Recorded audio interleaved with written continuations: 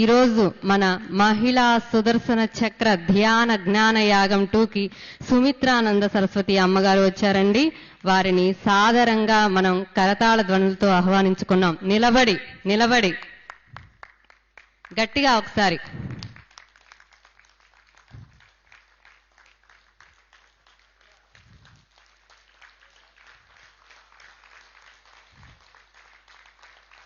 కూర్చోండి.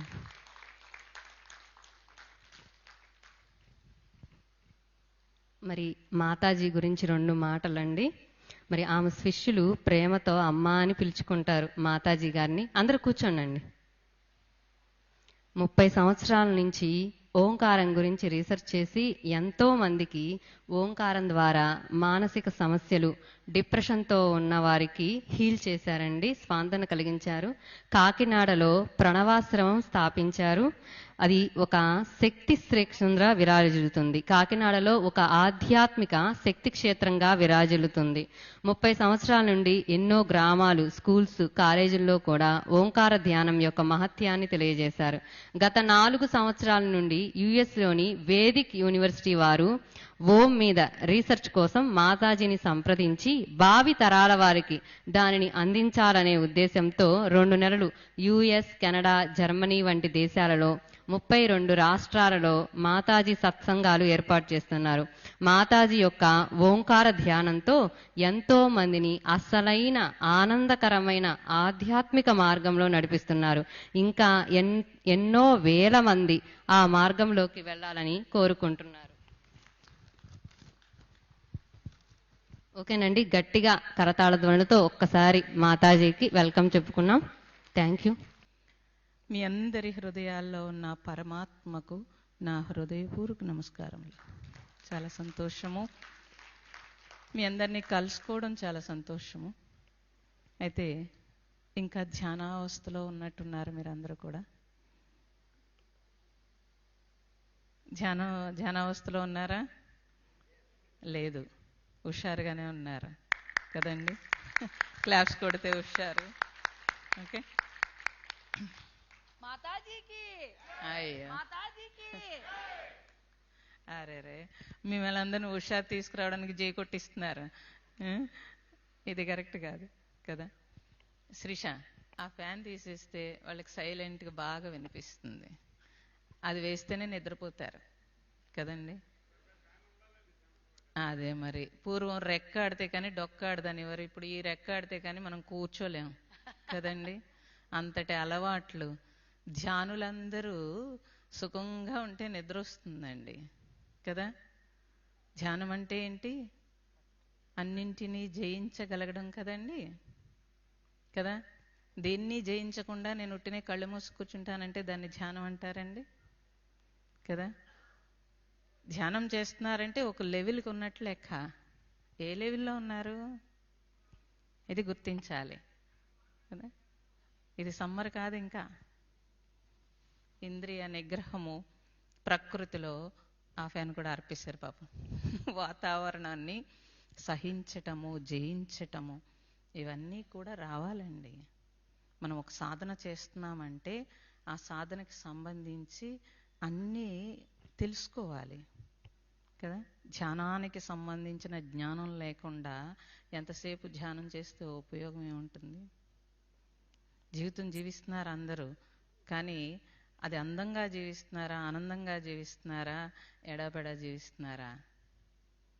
ఇది మనం గుర్తించాలి కాదండి. మేము పిల్లల్ని పెంచాము, బాగా చదివించామంటే చదువు ఒక్కటే సక్సెస్ కాదు కదండి. అందుకే పిల్లలు మళ్ళీ జీవితంలో ఫెయిల్యూర్ అవుతున్నారు. మరి మీరు మేము పెంచామంటున్నారు. ఏమి నేర్పి పెంచాము వాళ్ళకి? ఇదంతా గుర్తించాలి మనం. గుర్తించకుండా కష్టం. ఓకే, నాకు గురువు గురించి, మహిళ గురించి చెప్పమన్నారు. మరి మహిళలే తక్కువగా ఉన్నారు. నీ ప్రోగ్రామే అది. పురుషుల్లో కూడా స్త్రీ శక్తిని పెంచుకోవడం. అలా చెప్తున్నారా? ఆధ్యాత్మికతలో స్త్రీ పురుష ఆత్మగా స్త్రీ పురుష భేదం లేదు కదండి. ఫస్ట్ దయచేసి నా మీద ఏమైనా రెస్పెక్ట్ ఉంటే మీరు సెల్ ఫోన్ స్విచ్ ఆఫ్ చేయాలి.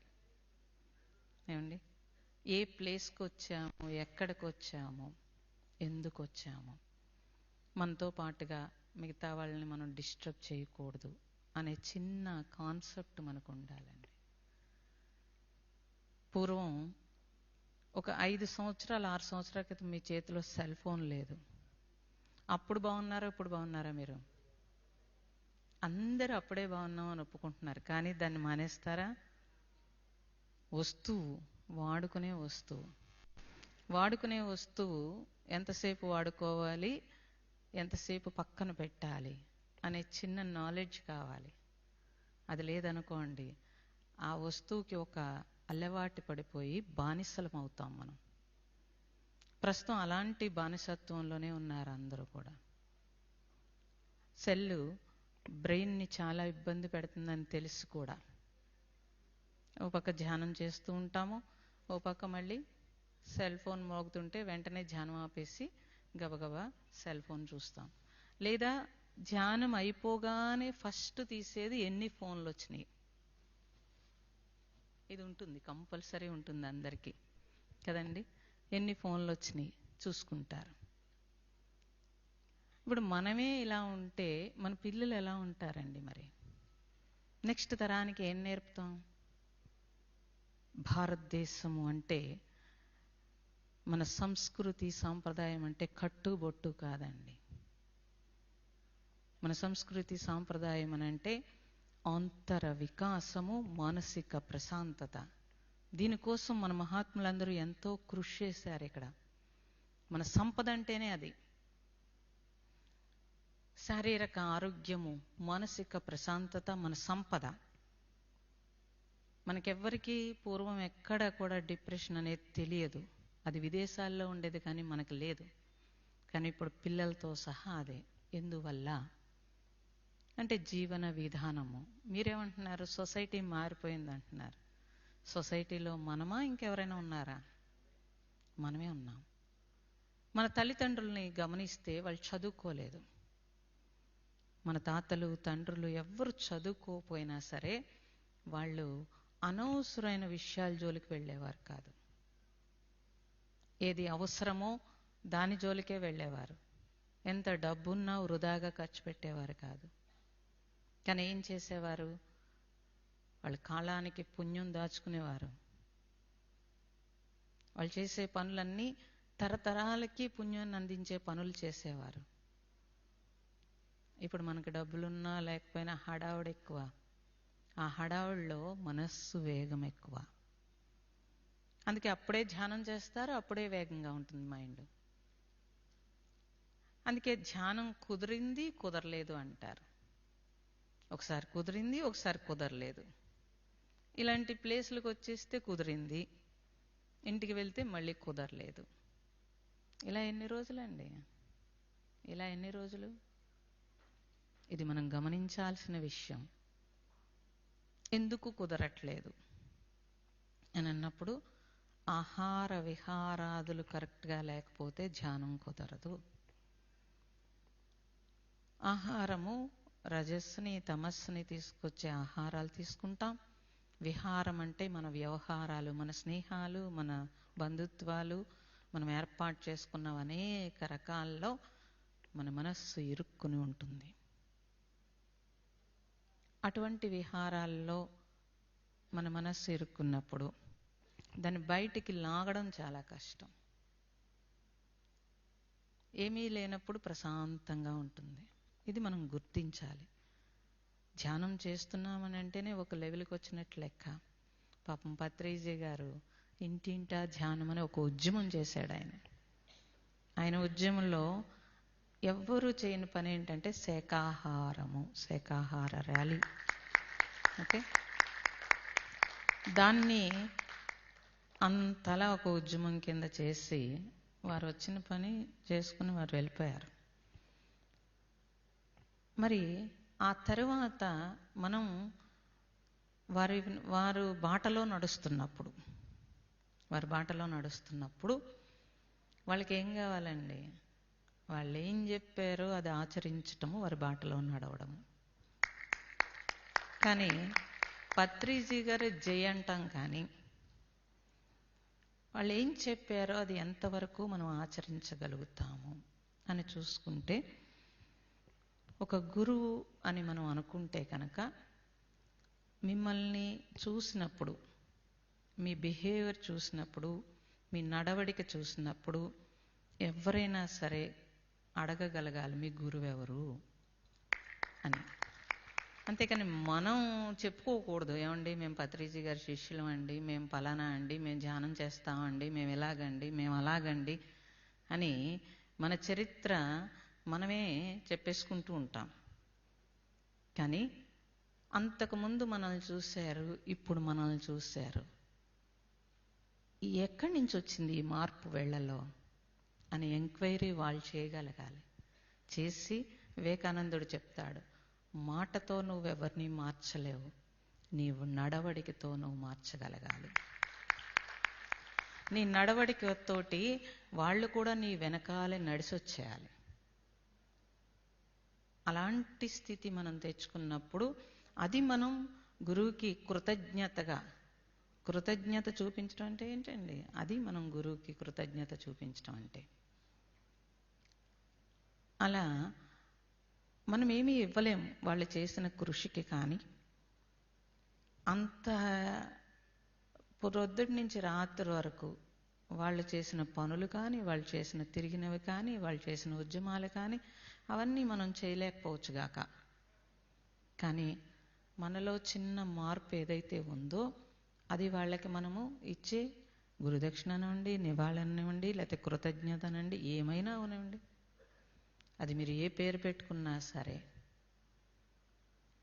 అందుకని అటువంటి స్థితి మనకి రావాలి అని అంటే తప్పనిసరిగా మన నడవడిక మిగతా వాళ్ళకి ఆదర్శం కావాలి. ఎంత అలవాటు పడిపోయామంటే సెల్ ఫోను, ఏ ప్లేస్కి వస్తున్నాము, ఎందుకు వస్తున్నాము, దాన్ని ఎప్పుడు ఉపయోగించాలి, ఎప్పుడు ఆపాలి, అది లేకుండా ఒక 5 సంవత్సరాల క్రితం 6 సంవత్సరాల క్రితం మనం అందరం హ్యాపీగా జీవించామని మీరే చెప్తున్నారు. వస్తువు అవసరం, కానీ భోజనానికి కంచం అవసరం. అయిపోయిన తర్వాత కడిగి పక్కన పెడుతున్నారా, దాన్ని చంకలో పెట్టుకుని చేత్తో పట్టుకు తిరుగుతున్నామా? చెప్పాలి మీరు. మరి ఎందుకండి? అది లేకపోతే భోజనం చేయలేం కదా, భోజనం చేయకపోతే ఏదీ నడవదు కదా, మరి దాన్ని నెత్తి మీద పెట్టుకుని తీసుకుని తిరగాలి కదండి. అలా చేయట్లేదు. మరి ఇది అవసరం లేని వస్తువుని అన్నిసార్లు దాన్ని సైలెంట్లో పెట్టాలి, లేకపోతే దానికి ఎప్పుడు అవసరమో అప్పుడు వాడాలి. మిగతా టైంలో మన మనస్సు కదలకుండా ఉండాలి అని అంటే సెల్ డిజార్డర్ బోల్డ్ తెలియకుండానే సూక్ష్మంగా మన నరాలన్నీ ఇబ్బంది పడుతున్నాయని చెప్పి తెలియట్లేదు. మీకు ధ్యానం కుదరపోవడానికి మొదటి కారణమే సెల్ ఫోన్. మీరు ఇది గుర్తుపెట్టుకోవాలి, మొదటి కారణం అది. ఎందుకంటే ఈ మధ్య కాలంలోనే రిషికేశ్లో ఒక రీసెర్చ్ చేశారు. జపం చేసుకోవాల్సిన సాధువులు కూడా చేత్తో సెల్ ఫోన్ పట్టుకుంటున్నారు.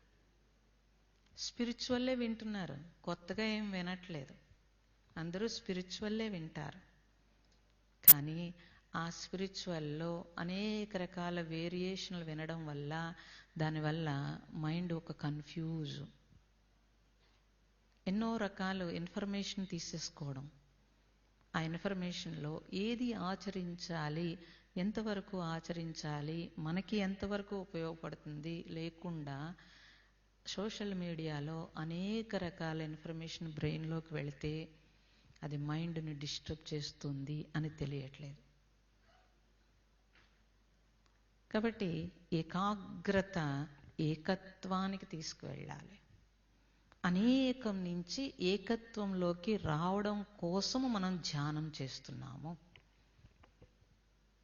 మన పూర్వము, మన మహాత్ములు, మన పెద్దలందరూ కూడా మనకి చక్కగా పూజ, జపము, ధ్యానము, జ్ఞానము 4 విధాలు పెట్టారు.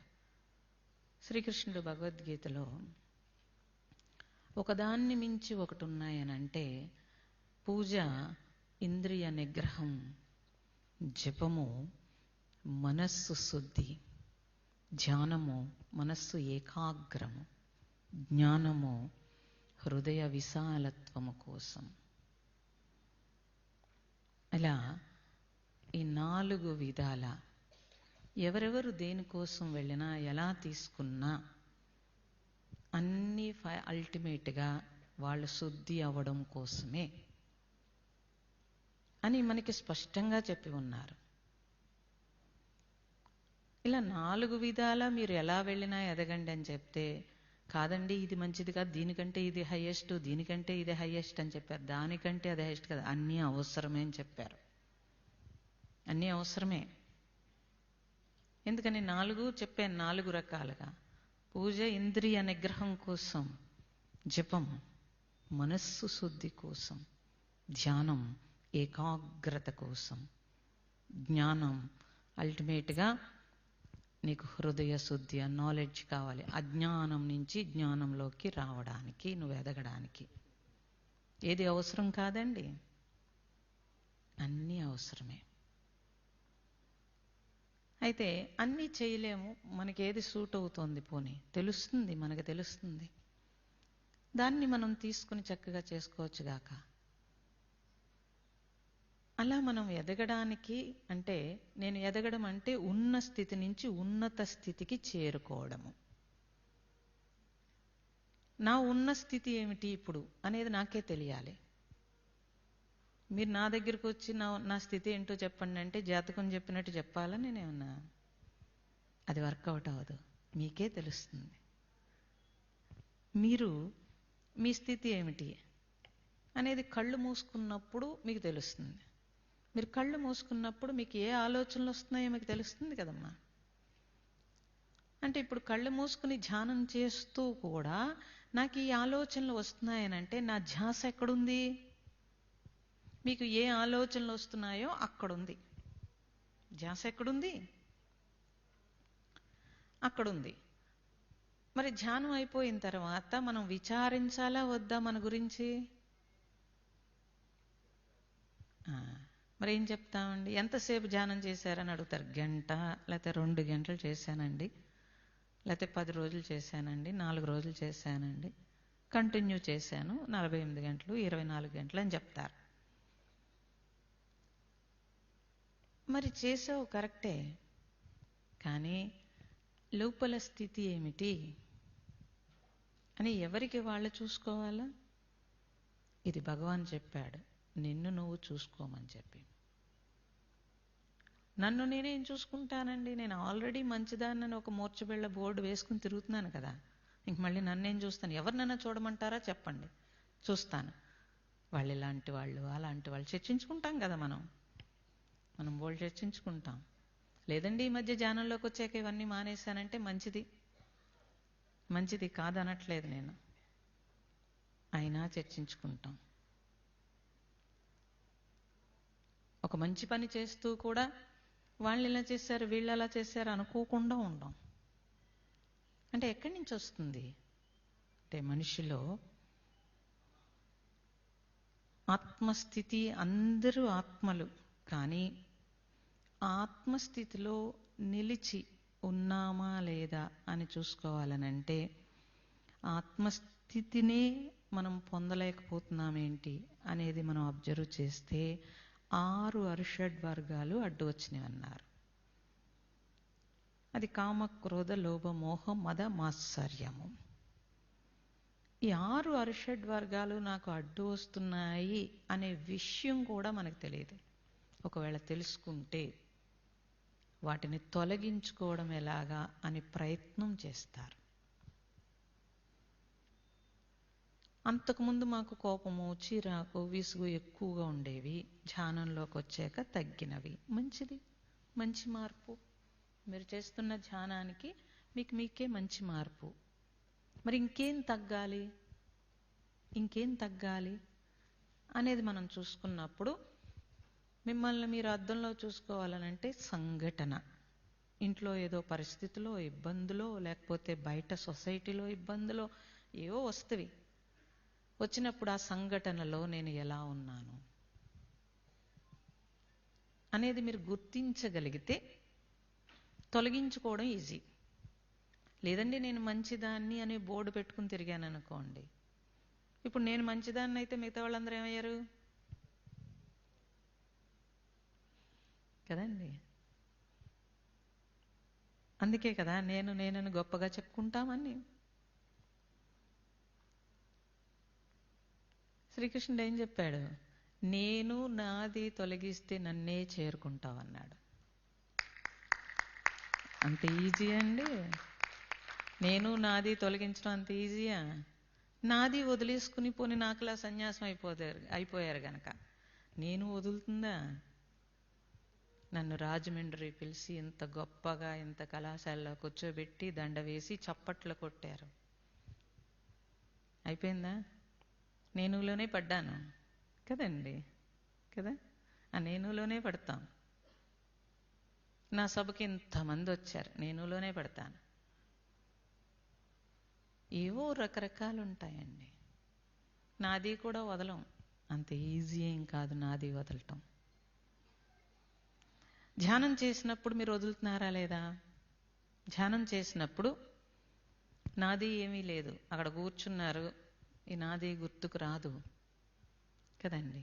నేను గుర్తుకొస్తుంది, నేనున్నాననే ఎరుకుంటుంది కదండి. నేనున్నాననే ఎరుకుంటుంది. పూర్తిగా నిద్రలోకి వెళ్ళిపోయారు అనుకోండి, ఆ ఎరుక కూడా ఉండదు. కళ్ళు తెరవగానే అబ్బా ధ్యానం ఎంత బాగా చేశాను అంటారు.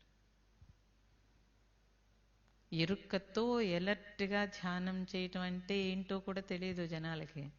చేసామంటే చేసాం, ఏదో టైం పెట్టుకుంటారు, సిస్టమేటిక్గా కూర్చుంటారు, మనస్సుకి అలవాటైపోతుంది. అలవాటైపోయి మిగతా పనులు, ఇప్పుడు వంట చేయాలి, ఇప్పుడు ఆఫీస్కి వెళ్ళాలి, ఇప్పుడు పిల్లల్ని చదివించుకోవాలి, ఇప్పుడు ఇలా మనస్సు ప్రిపేర్ అయిపోతుంది. అలాగే ధ్యానం కూడా ప్రిపేర్ అయిపోతుంది అని అబ్జర్వ్ చేసుకోవాలి. అబ్జర్వ్ చేసుకుని ధ్యానము నిన్న మొన్న ధ్యానంలా కాకుండా ఈరోజు హుషారుగా ఉత్సాహంగా కొత్తగా ఉందా లేదా? అలా ఉంటే మీరు చాలా ఎలర్ట్గా ధ్యానం చేసినట్టు లెక్క. ఏం అర్థమైందా? ధ్యానం చేసేటప్పుడు ఏ రోజుకి ఆ రోజు, కంచంలో భోంచేసేటప్పుడు నిన్నే బీరకాయ కూర, మొన్న బీరకాయ కూర, ఇవాళ బీరకాయ కూర, వెంటనే నీరసం వచ్చేస్తుందా రావట్లేదా? వచ్చేస్తుంది కదండి. ఏం వెతుక్కుంటాం? ఒక కొత్త ధనాన్ని వెతుక్కుంటాం, కొత్తగా కావాలి.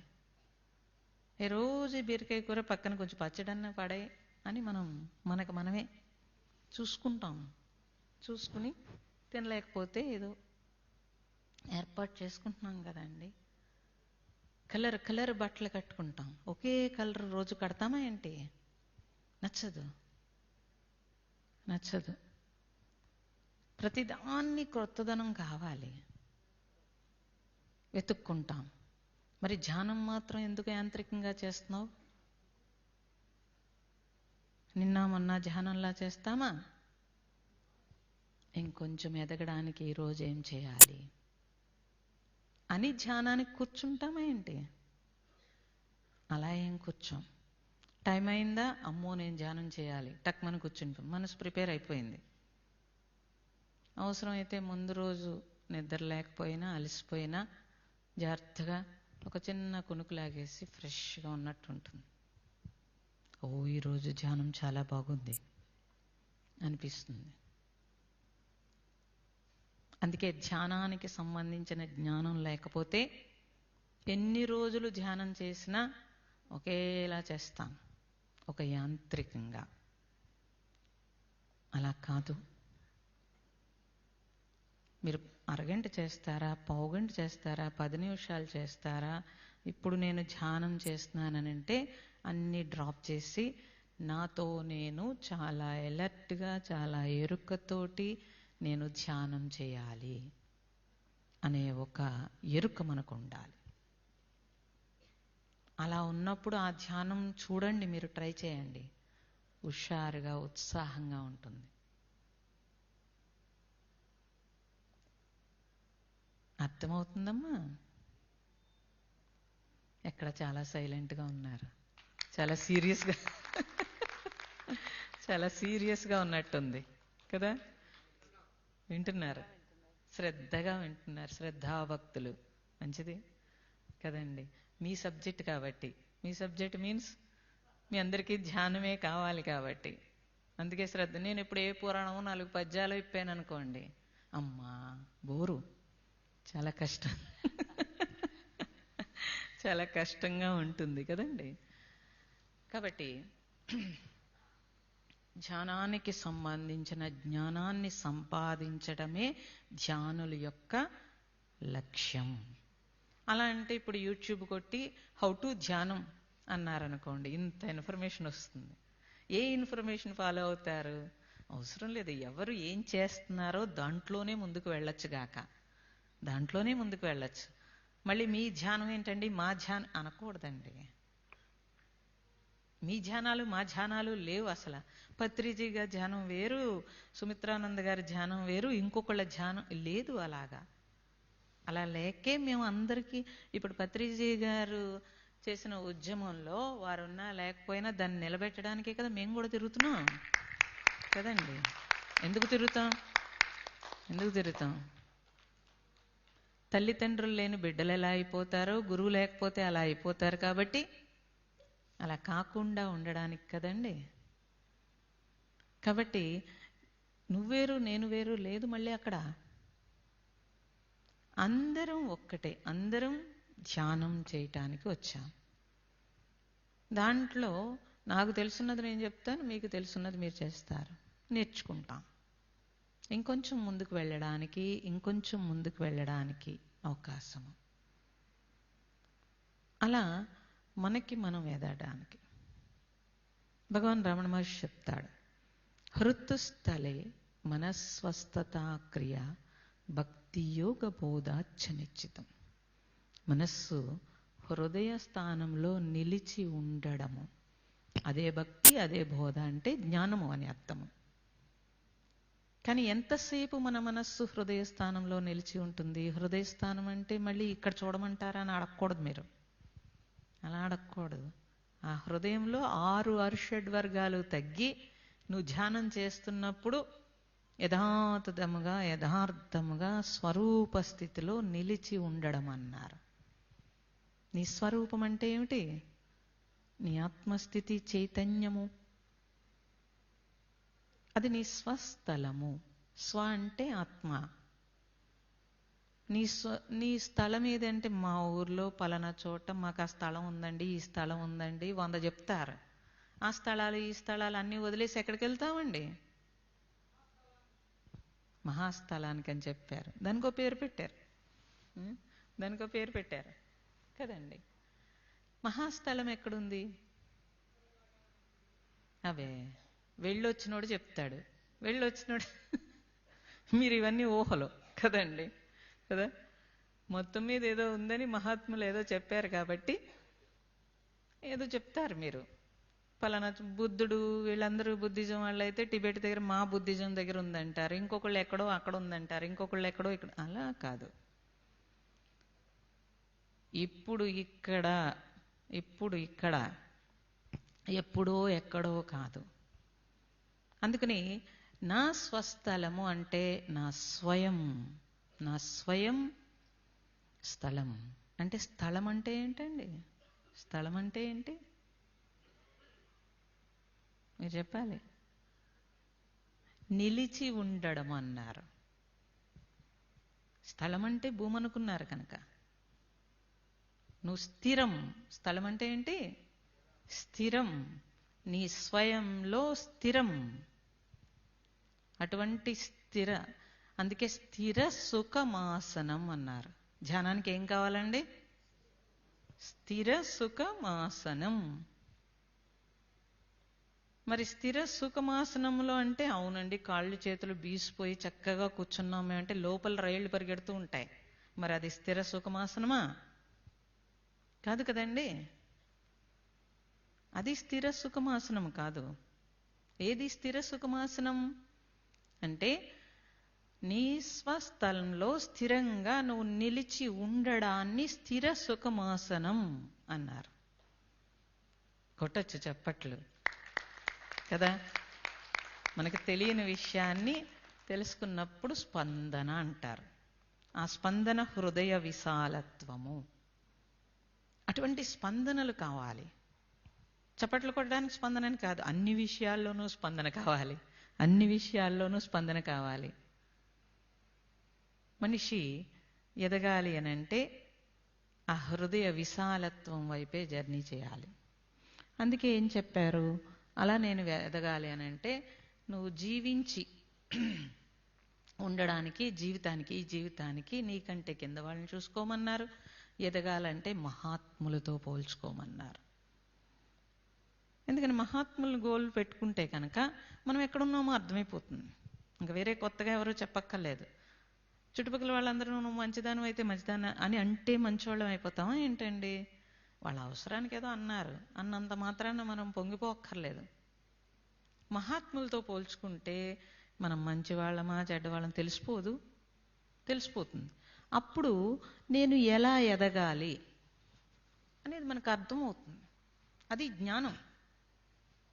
ఆ జ్ఞానంలో అంటే బాహ్యంగా ఎదగడము, డబ్బుగా మీరేదో హోదాలుగా మీరేదో ఎదుగుతారు గాక, అది తప్పని ఎవరు చెప్పరు. జీవించడానికి ఏదో చేసుకుంటున్నారు. ఈ శరీరానికి అవసరమైన పోషణ కావాలి కాబట్టి జీవించటానికి మన తల్లిదండ్రులు ఏం చేస్తారు, వీడు ఎలా బతుకుతాడో చూస్తారు. వాళ్ళ ముందు మనం బ్రతకడానికే చూస్తారు. మనకు ఆహారం పెట్టి మనకు కావాల్సినవన్నీ చూస్తారు. అది వాళ్ళ డ్యూటీ చేశారు. అలా బ్రతకడం మొదలుపెట్టిన తర్వాత మనకు అర్థమవుతుంది, ఇలా బ్రతకడమే కాదు నేను జీవించాలి అని. ఎప్పుడైతే మనకు అర్థమవుతుందో అప్పుడు మన జర్నీ మారుతుంది. అప్పుడు అన్వేషిస్తాడు మనిషి, నేను ఎలా జీవించాలి. అక్కడి నుంచి గురువు అన్వేషణలోకి వెళ్తాడు, లేకపోతే ఎక్కడో తెలుసుకుంటాడు, ఏదో నేర్చుకుంటాడు. అక్కడి నుంచి ఆంతర ప్రయాణం మొదలు పెడతాడు. అలా జర్నీ స్టార్ట్ అవుతుంది.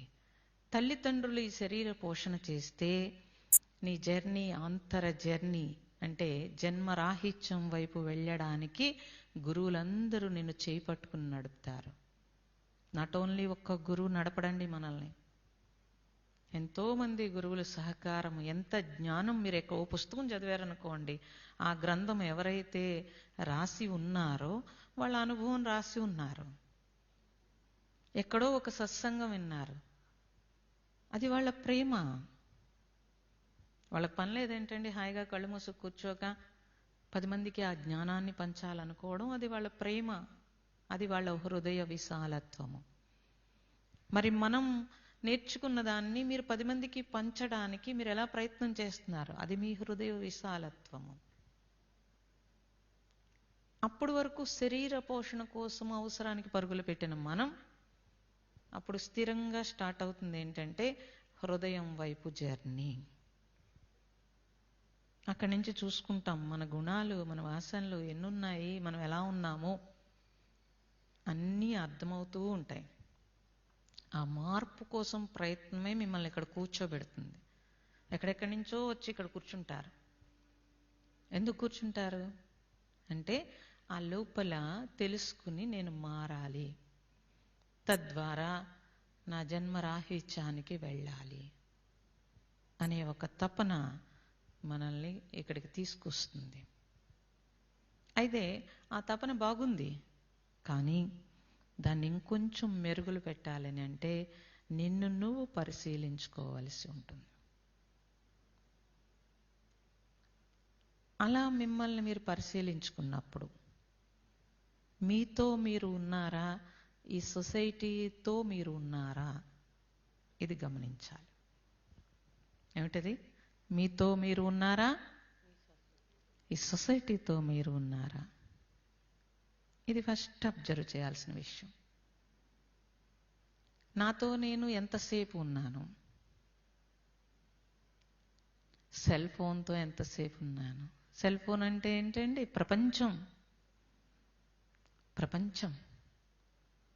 ప్రపంచంతో ఎంతసేపు ఉన్నాను, నాతో నేను ఎంతసేపు ఉన్నాను.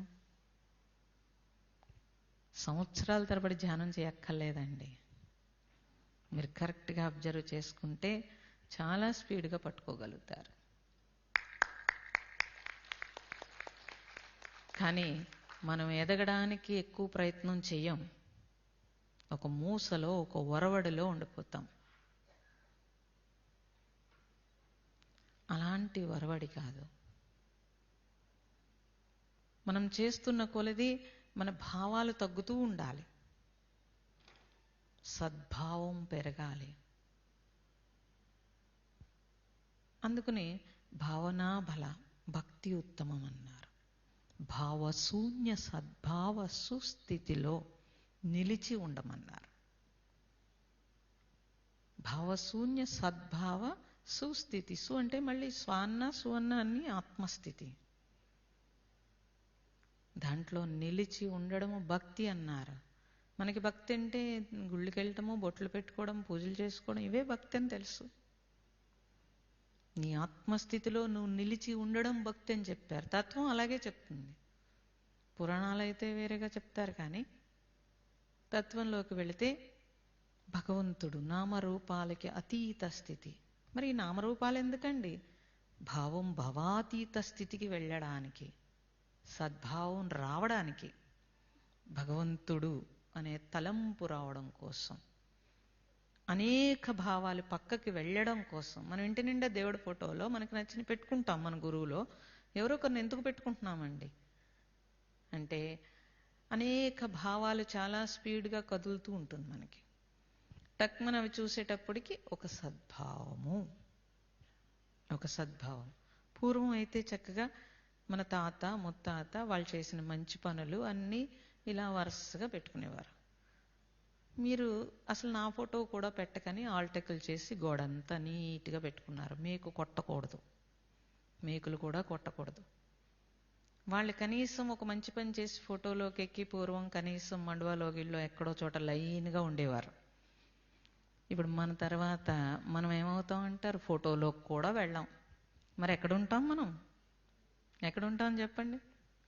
ఆ 10 రోజులు మనకేదో పెట్టాలి కాబట్టి భోజనం 10 రోజుల వరకు చక్కగా ఫోటో పెట్టి దండేసి కాస్త ఏదో భోజనం పెట్టి అందరూ దండం పెట్టుకోవడానికి ఏదో వీలుగా పెడతారు. 11వ రోజు అయిపోగానే మన ఫోటో ఎక్కడికి వెళ్తుందండి? అటుకెక్కుతుంది. ఎందుకు? సంవత్సరేకం ఉంది ఇంకా, అందుకని అటుకెక్కుతుంది. సంవత్సరేకం అయిన తర్వాత ఎక్కడికి వెళ్తుంది అందరికీ తెలుసు. అదా మీ జీవితం? మరి అదా మన జీవితం? పూర్వం పెద్దల పేరు చెప్తే మనకు ఒక రెస్పెక్ట్ ఉండేది. ఎందువల్ల? వాళ్ళు చేసిన పనులు అలా ఉండేవి. అన్ని దాన ధర్మాలు చేసుకునేవారు, అన్ని మంచి పనులు చేసుకునేవారు. కాలానికి బ్యాంకులో డబ్బులు దాచుకుంటాం, వాళ్ళు కాలానికి పుణ్యం దాచుకునేవారు. కాబట్టి ఆ పుణ్యంతో వాళ్ళ జీవితాన్ని మళ్ళీ జన్మని, జన్మ సార్థకతకి అనేక రకాలుగా ప్రయత్నం చేసేవారు చదువుకోకుండా. మనం ఎన్ని డిగ్రీలు సంపాదించాం, ఎంతంత పెద్ద పెద్ద పోస్టులు చేస్తాం, అవి చేస్తాం, ఇవి చేస్తాం. కాలానికి ఎవరి మీద ఆధారపడకుండా బ్యాంకులో డబ్బులు వేసుకుంటాం. కానీ జన్మకి ఏం చేస్తాం? మీరేదో ప్లేస్ చెప్పారు అక్కడెక్కడో ఉంటామని, అక్కడ ఉండి ఏం చేస్తావు? నీకు పుణ్యం లేకపోతే చాలా ఉంది చరిత్ర, అవన్నీ చెప్తే కష్టం, అంత టైం కూడా ఉండదు కదండి. మరి ఎక్కడుంటావు నువ్వు? అవసరం లేదు జనాలకి. ఇప్పుడు ఇక్కడ అన్నప్పుడు ఓకే, పోనీ ఇప్పుడు ఇక్కడ అన్నప్పుడు మరి ఎందుకు నీకు మళ్ళీ ఓల్డ్ ఏజ్లో ఎవరు చూడరేమో అని బోళ్ళు ఏర్పాట్లు చేసుకున్నాం. మనం ఏర్పాట్లు చేసుకున్నాం కదండి, చేసుకుని పెట్టుకుని ఉంచుకున్నాం. మరి మరణం తర్వాత లేదండి మేము డైరెక్ట్గా జన్మరాహిత్యానికి వెళ్ళిపోతామని చెప్తారా? చెప్పండి, పోనీ మేము కూడా మీకు కూడా వస్తాం, మీరు ఏం చేస్తున్నారో తెలుసుకుని. నెక్స్ట్ జన్మరాహిత్యం అంటే మోక్షానికి వెళ్ళిపోతారా డైరెక్ట్గా? ఎవరికి గ్యారంటీ ఉందమ్మా మోక్షానికి వెళ్ళిపోతామని? చేతులు ఎత్తండి. ఒక్కళ్ళు కూడా ఎత్తట్లేదు. అందరికీ తెలుసు, అందరికీ తెలుసు. మరి తెలిస్తే ఈ కాలంలో 60కో 70కో నేను కదలలేను కాబట్టి నేనేదో ఫిక్స్డో లేకపోతే పొలమో లేకపోతే స్థలమో ఏవో ఏర్పాట్లు ఎలా చేసుకున్నానో నెక్స్ట్ జన్మ ఉత్తమమైన జన్మ రావాలి అని అంటే నేనేం చేయాలి అని తెలుసుకోవాలి కదండి. తెలుసుకోవాలా వద్దా? ఇప్పుడు మన ఫోటో 11వ రోజుకి అటుకెక్కిస్తే పత్రిజీ గారు లాంటి వాళ్ళ ఫోటోలు అటుకెక్కలేదు కదండి. ఎందువల్ల? వాళ్ళు ఎందుకు జీవించి ఉన్నారు? వాళ్ళు ఎందుకు జీవించి ఉన్నారు అని అంటే వాళ్ళు చేసిన పనులేనా? వాళ్ళు చేసిన పనులు ఎంతమంది హృదయాల్లో నిలిచిపోయారండి కదా. ఎందుకు ఎందుకు అలా నిలిచారు అంటే వాళ్ళ శారీరక సుఖం కానీ ఇది కానీ లేదు, పరుల కోసం పాటుపడ్డారు. అందరూ ఆత్మలే అని కృషి చేశారు. అందుకని మన హృదయాల్లో కూడా ఆత్మగా నిలిచి ఉన్నారు. మరి అటువంటి వాళ్ళని మనం ఫాలో అవుతున్నప్పుడు మనం ఏం చేయాలి? గొప్పగా చెప్పుకోవడం కాదు మేము పత్రిజీ గారి శిష్యులు అండి అని. నేనేం చేయాలి నేనేం చేయాలి అనే విషయం తెలియాలి. తెలిసి మన జీవితాన్ని మన జన్మరాహిత్యం వైపు నడుపుకోవాలి.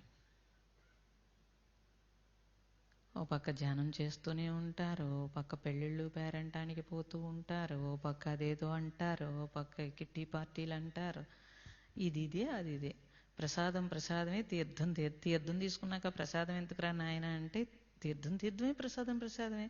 భగవంతుడు తీర్థం ఇచ్చినప్పుడు అది ప్రసాదం కాదా అండి? కాదండి, మళ్ళీ పంటి కింద తీయగా పడాలి కదా.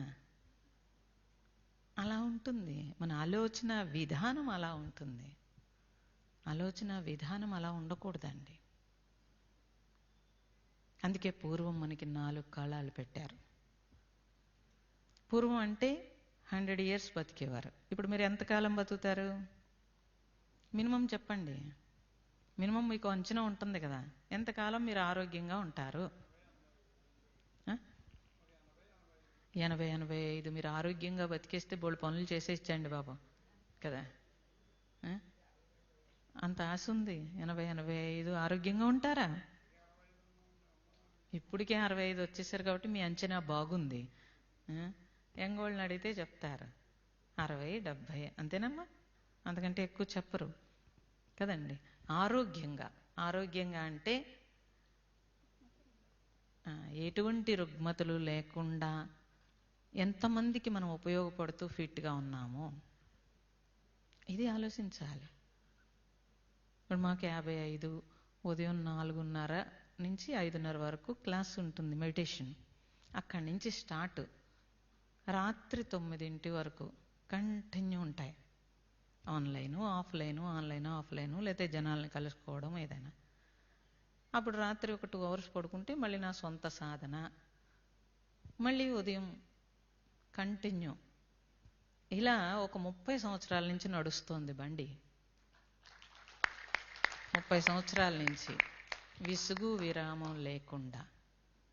పూర్వం అప్పుడైతే 6 గంటలు, తర్వాత 4 గంటలు, ఇప్పుడు 2 గంటలు పడకొచ్చాం. నేను కూడా చెప్పట్లేదు 60 బతుకుతాను 80 బతుకుతానని. ఆరోగ్యంగా బతికిన బ్రతుకే బ్రతుకు. తర్వాత నీ జీవితం ఎంతమందికి ఉపయోగపడింది? లేదండి మా ఫ్యామిలీకి ఉపయోగపడింది అంటే చిన్న పరిధి నీది.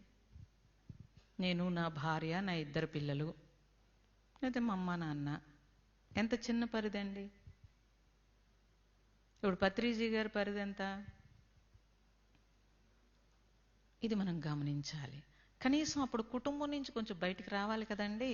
ఇప్పుడు ఆయన అంత పరిధి కాకపోయినా కొంచెమైనా మనం పరిధి పెంచాలి. ఇప్పుడు 4 కాలాలు మీరు పోనీ 80 వేసేసుకుందామండి. పోనీ మీరు అటు ఇటు పూర్వం అయితే 100, పోనీ ఇప్పుడు 80 వేసేద్దాం. పోనీ వేసేస్తే 20 బాల్యం, ఏమండి, 40 యవ్వనం లేకపోతే కౌమార్యం, 40 నుంచి దాటిన తర్వాత ఏంటండి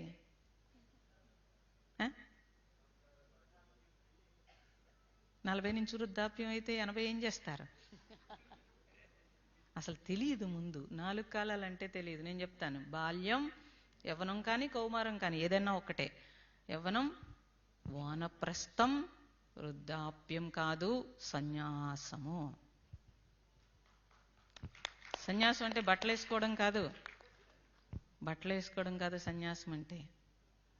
ఈ 4 కాలాలు మనకు పెట్టారు పూర్వం. మర్చిపోయారు మన సంస్కృతి అంతా, మర్చిపోయారు మన జీవన విధానం, మర్చిపోయారు. మోడర్న్ అయిపోయారు. ఎంత మోడర్న్ అయిపోయారు. మీరు పిల్లల్ని పెంచితే ఏం పెంచుతారండి వాళ్ళని? వాళ్ళు అందుకే ఇంతప్పటి నుంచి మోడర్న్ అయిపోయారు. మీరు కనీసం 30కి 40కి మోడర్న్ అయితే వాళ్ళు పుట్టుకతోటి మోడర్న్ అయ్యారు. అందుకే అంత అనారోగ్యం. మీరు ఎవ్వరూ మీ తల్లిదండ్రులను ఎదిరించలేదు. మీ పిల్లలు మిమ్మల్ని ఎదిరించకుండా ఉండరు. ఇది నేను గ్యారంటీ రాసి ఇచ్చేస్తాను. ఒకవేళ ఎదిరించలేదండి మంచోళ్ళు అంటే ఇంకా ఆస్తి ఇవ్వలేదన్నమాట. మీరు ఇచ్చుంటే తెలుసును, ఒకసారి ఇచ్చేసి చూడండి. లేదా వాడు చెప్పిన దానికి నో అని చూడండి. వాడు చెప్పిన దానికి మీరు నో అని చూడండి, అర్థమైపోతుంది మీకు. అప్పుడు వస్తుంది వైరాగ్యం. ఆ వైరాగ్యం రాక ఈ తిప్పలన్నీ అక్కడ కూర్చుని ఇక్కడ కూర్చుని కళ్ళు మూసుకుంటున్నాం తప్పించి, పూర్తిగా వైరాగ్యం రావాలి జీవితంలో. రావాలి అని అంటే మన జీవన విధానం మనం చూసుకోవాల్సి ఉంటుంది. కాబట్టి బాల్యంలో మీరు నేర్చుకోవడం, యవ్వనములో రుణానుబంధాలు తెచ్చుకున్నారు కదా మూట, ప్రారబ్ధపు మూట ఓపెన్ చేస్తారు. ఓపెన్ చేసి ఎక్కడెక్కడ ఎవడెవడికి రుణం ఉన్నారో వాడు కడుపులో కూతురు కిందో కొడుకు కిందో, ఇంకా ఎక్కువ రుణం ఉంటే అల్లుడి కిందో కోడల కిందో. ఎందుకని? ఎవడికో పుట్టిన వాడికి మనం చాకరీ చేస్తాం. ఎందుకు చేస్తున్నారు? ఉత్తనే. ఎవడికో పుట్టిన వాళ్ళకి మీరు ఆస్తి ఇస్తారు. ఎందుకు ఇస్తున్నారు? ఉత్తనే. ఎంత రుణం ఉంటేనండి. అమ్మగారు ఆవిడతో పాటుగా కోడలికి గొలుసు వేయించాలి, లేకపోతే చంపుతుంది ఆవిడ. ఎందుకు చేస్తున్నారు అంటే ఎంత రుణం ఉంటే చేయాలండి. ఎవరికైనా ఇస్తామా? పక్కింటి వాళ్ళకి 10 రూపాయలు కూడా ఇవ్వం మనం. మరి వాళ్ళకి ఎందుకు చేస్తున్నాం? తెచ్చుకున్నాం, ఎప్పుడో ఉన్నాం రుణపడి. ఇప్పుడు ఆవిడ తిట్టినా పడాలి, కొట్టినా పడాలి, అల్లుడు ఏమన్నా పడాలి. గొత్తుకాడి నక్కల్లా చూస్తూ ఉంటారు, నువ్వు ఎప్పుడు పోతావా, నీకు ఇచ్చినవి అన్నీ ఎప్పుడు ఇచ్చేస్తావా అని. పోనీ మీరు అంతకంటే గొప్పగా ఉంటారు. మనం బతికుండగానే దానం చేసేసుకుందామని అని అనిపిస్తుందా? మూటగట్టి మళ్ళీ వాళ్ళకే ఇవ్వాలి, వాళ్ళకే ఇవ్వాలి. నాకు విచిత్రమైన ఒక విషయం, నా చిన్నప్పటి నుంచి అర్థం కాని విషయం ఏంటంటే, దేవుడి సామాను అని దేవుడికి వెండి సామానం చేయించుకుంటారు. అది ఎవరికి ఇస్తారండి? దేవుడికి ఇస్తున్నారా? కూతురికి కోళ్ళకి ఇస్తున్నారా? దేవుడికి ఇచ్చేసారండి. నిజం చెప్పండి, దేవుడికి ఇచ్చారండి? ఎక్కడిచ్చారండి దేవుడికి? దేవుడి దగ్గర ఉంచి మనం ఇంకా పూజ చేయట్లేదు, లేకపోతే మనం ఇంకా అవ్వట్లేదు, ఏం చేస్తారు మీరు? కోడలకో కూతురుకో మనవలకు అప్పచెప్పారండి. దేవుడి సామానం మరి వాళ్ళకేంటండి? దేవుడికి ఇవ్వాలా అక్కర్లేదా? మరి ఇవ్వలేదు. దొంగలా కాదా? కష్టం కొంచెం. స్టేజ్ మీద మేము ఇలా మాట్లాడితే మీకు చాలా కష్టంగా ఉంటుంది. నేను ఆలోచించమని చెప్తున్నాను. కష్టంగా లేదు మేడం, చాలా ఇష్టంగా ఉంది. ఆలోచించమంటున్నాను. అంటే మనము ఆధ్యాత్మికంలో ఉన్నాము, సాధన చేస్తున్నాము, ధ్యానులు అని చెప్పి మనం చేసే పనులు ఏంటో ఒకసారి ఆలోచించమని చెప్తున్నాను. అప్పుడు పక్కవాడికి మనకి తేడా ఏముందండి? పక్కవాడికి మనకి తేడా ఏముంది? మరి మీరు గర్వంగా చెప్పుకుంటారు కదా, మేమండి ధ్యానంలో ఉన్నాం, మీరు కూడా వచ్చేయండి అంటే వాడు మన సంగతి చూస్తాడు. వీడేం మారాడు నేను మారడానికి అంటాడా? అనడా? అనుకుంటాడు కదండి. ఇప్పుడు 20లో బాల్యం నేర్చుకున్నారు. ఈ రుణానుబంధాలు ఈ గోలంతా పడుతూ ఉంటారు 40 వరకు. అక్కడి నుంచి వానప్రస్థం ఎందుకు పెట్టారండి వాళ్ళు అంటే, వెనక్కి రావడానికి. ఈ ఆలోచన పరంపర నుంచి మీరు వానప్రస్థం అంటే, పూర్వం ఏం చేసేవారండి? శుభ్రంగా ఇల్లు చెప్పేసి భార్యాభర్తలు కలిసి వెళ్తే వెళ్ళేవారు, లేకపోతే ఒకళ్ళు ఉంటే ఒకళ్ళు వెళ్ళిపోతామంటే చక్కగా ఏ కాశీ యాత్ర భగవంతుణ్ణి తెలుసుకోవడం కోసమో వాళ్ళు చక్కగా నడిచి వెళ్ళి ఇంద్రియ నిగ్రహం, అంతకుముందు ఉన్న అలవాట్లు అన్నీ వదలడానికి సత్రంలో భోజనం, మఠంలో నిద్ర చేసి భగవన్నామం చేసుకుంటూ యాత్ర చేసేవారు. అంటే ఇంద్రియ నిగ్రహానికి చక్కగా వెళ్ళేవారు. ఇప్పుడు ఇంచక్క ట్రైన్ ఎక్కి ఇంత లగేజీ పెట్టుకుని, లేకపోతే ఫ్లైట్ ఎక్కి ఇంత లగేజీ పెట్టుకుని వాళ్ళు తిండి పెడతారు, మళ్ళీ మనం ఇన్ని ప్యాక్ చేసుకుని మళ్ళీ అక్కడికి వెళ్ళి సెల్ఫీలు తీసుకుని దీనికి వెళ్ళేమో అర్థమవుతాం. అక్కడ మళ్ళీ ఆ ఫోటోలు ఈ ఫోటోలు 100 తీసుకుని ఈ తిండి ఆ తిండి డబల్ మళ్ళీ పని ఉండదు అక్కడ, ఏ పని ఉండదు. ఈ కంటితో చూడడం, ఆ మనస్సుతోటి ఆనందించటము చేసి మళ్ళీ వెనక్కి తిరిగి వచ్చేస్తారు. యాత్ర చేస్తే పాత్ర మారమంది. పాత్ర ఏ పాత్ర మారుతుందండి? ఏ పాత్ర? మళ్ళీ అక్కడికి వెళ్ళి షాపింగ్కి వెళ్ళి పాత్ర కొనుక్కు తెచ్చుకుంటారు. కర్మ. ఇలాంటి పనులన్నీ చేసి మరి పేరేం పెట్టుకున్నారు? మే స్పిరిచువల్ అని ఒక అందమైన బోర్డు తగిలించుకున్నారా లేదా? నేను ముందే చెప్పాను, నేను మంచివాణ్ణి అని ఒక మూర్చబెళ్ళి పెట్టుకుంటాం. దాన్ని ఒకసారి చూసుకోవాలి, నేను మంచివాళ్ళనా కాదా అని, కదండి. అలా కాదు, స్పిరిచువల్ అని బోర్డు పెట్టుకున్నామంటే దానికి తగ్గట్టుగా జీవించాలి. అలా జీవించకపోతే ఎలాగండి? ఇప్పుడు 40 నుంచి 60 వరకు వానప్రస్థం అంటే ఏమిటి? నీ చిన్నప్పుడు నువ్వు ఎలా ఉన్నావు? ఎలా ఉన్నారండి చిన్నప్పుడు? బాల్యంలో ఏమీ తెలీదు, దీనికి ఇంత ఖరీదని కానీ అదని కానీ ఏమీ తెలీదు. పిల్లాడు మెళ్ళలో గొలుసేసి అమ్మగారు అక్కడ కూర్చోబెట్టింది. ఈలోగా దొంగోడు వచ్చాడు. వచ్చి ఆ గొలుసు తీసుకుంటుంటే అది రావట్లేదు. వాడు నవ్వి చక్కగా తీసి వాడి చేతికి ఇచ్చేస్తాడు. ఎందువల్ల? వాడికి ఆ ఖరీదు తెలీదు, ఏమీ తెలీదు. వాడికి అమాయకత్వం కదండి. మనం ఇస్తామండి? వాడిని చూడగానే బెదిరిపోయే అరుపులో, లేకపోతే బీసిపోవడమో, లేకపోతే ఏదో చేయటమో. ఎందుకని? దానికి ఖరీదు కట్టాం మనం. మరి ఆ స్థితి నుంచి ఇప్పుడు ఏ స్థితికి వచ్చామో ఆ స్థితిని వదిలించుకోవాలా, ఇలాగే వెళ్ళిపోవాలా మనం? మరి సోలు వదిలించుకోవడానికి వచ్చింది ఇక్కడికి. ఆత్మ ఘోషిస్తోంది లోపల, నేను నేను అని, అహం అహం అని. అందుకే అహం అహం ఇతి భాతి. కానీ అహం నేను నేను అని చెప్తోంది. నన్ను గుర్తించరా నాయన, నువ్వు ఇలా పడిపోయావేంటి అని తెలియచేస్తోంది లోపల. ఆ మాత్రం తెలియకపోతే మీరు ఇక్కడ కూర్చోరండి. రాజమండ్రి ఎంత జనం ఉండి ఉంటారంటారు? పాపం మీరు మాత్రమే ఎందుకు వచ్చారు అని అంటే, కనీసం కొద్దిగా వింటున్నారు లోపల ఘోష. వింటున్నారు కాబట్టి ఇక్కడ కూర్చున్నారు. ఇప్పుడు దాన్ని మెరుగు పెట్టాలా వద్దా? పెట్టాలి. పెట్టడానికే యాగం అన్నారు కదండి. ఎంతమంది కృషి చేస్తే పాపం మీరు ఇలా కూర్చోగలిగారండి? ఇప్పుడు మమ్మల్ని అక్కడి నుంచి తీసుకురావాలి, మాకేదో చేయాలి, మాకేదో ఫుడ్ పెట్టాలి, కూర్చోబెట్టాలి, ఇవన్నీ ఎంతమంది కృషి చేసి ఉంటారు? చేస్తే కదా. ఎందుకు చేశారు వాళ్ళు? వాళ్ళ హృదయ విశాలత్వం అది. నాతో పాటుగా 10 మంది బాగుపడాలి అనే సత్సంకల్పం అది. అది లేకుండా మనం కూర్చోగలమండి? అలా ఎవరెవరో కృషి చేస్తుంటే మనము అనుభవిస్తున్నాము.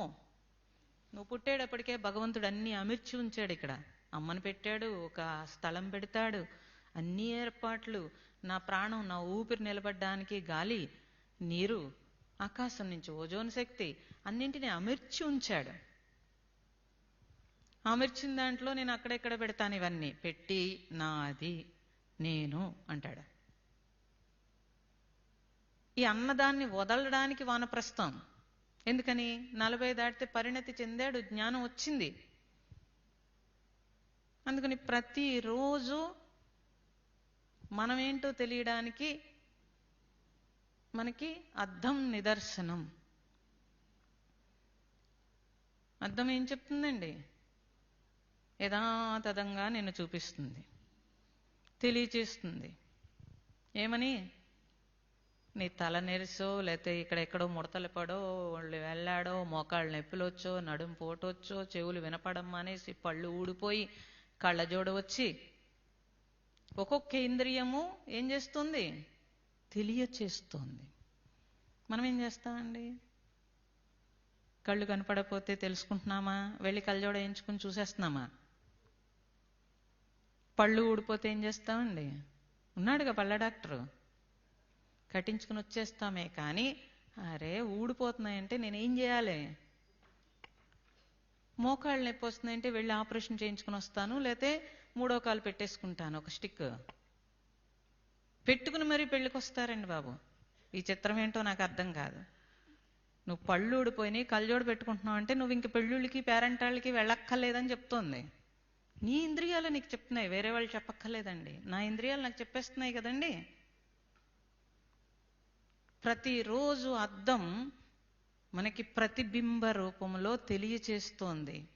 నీ జుట్టు తెల్లబడిపోతుంది అనంటే నువ్వు మేలుకోమని చెప్తోంది.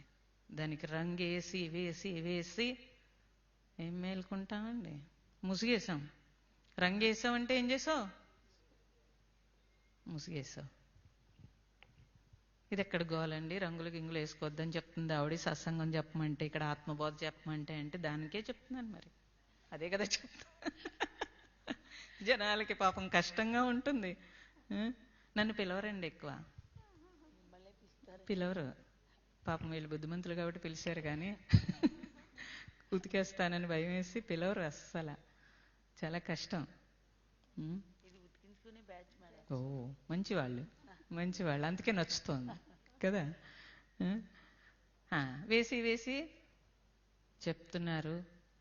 కాబట్టి వానప్రస్థం అంటే ఉన్న అలవాట్లని వదిలించుకునే సమయము.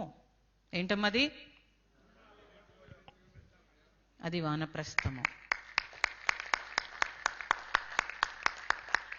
ఆ వానప్రస్థం ఏం చేయాలి అనంటే, సన్యసించాలి అనంటే ప్రతిదాన్ని విడుదలకి తీసుకొస్తుంది.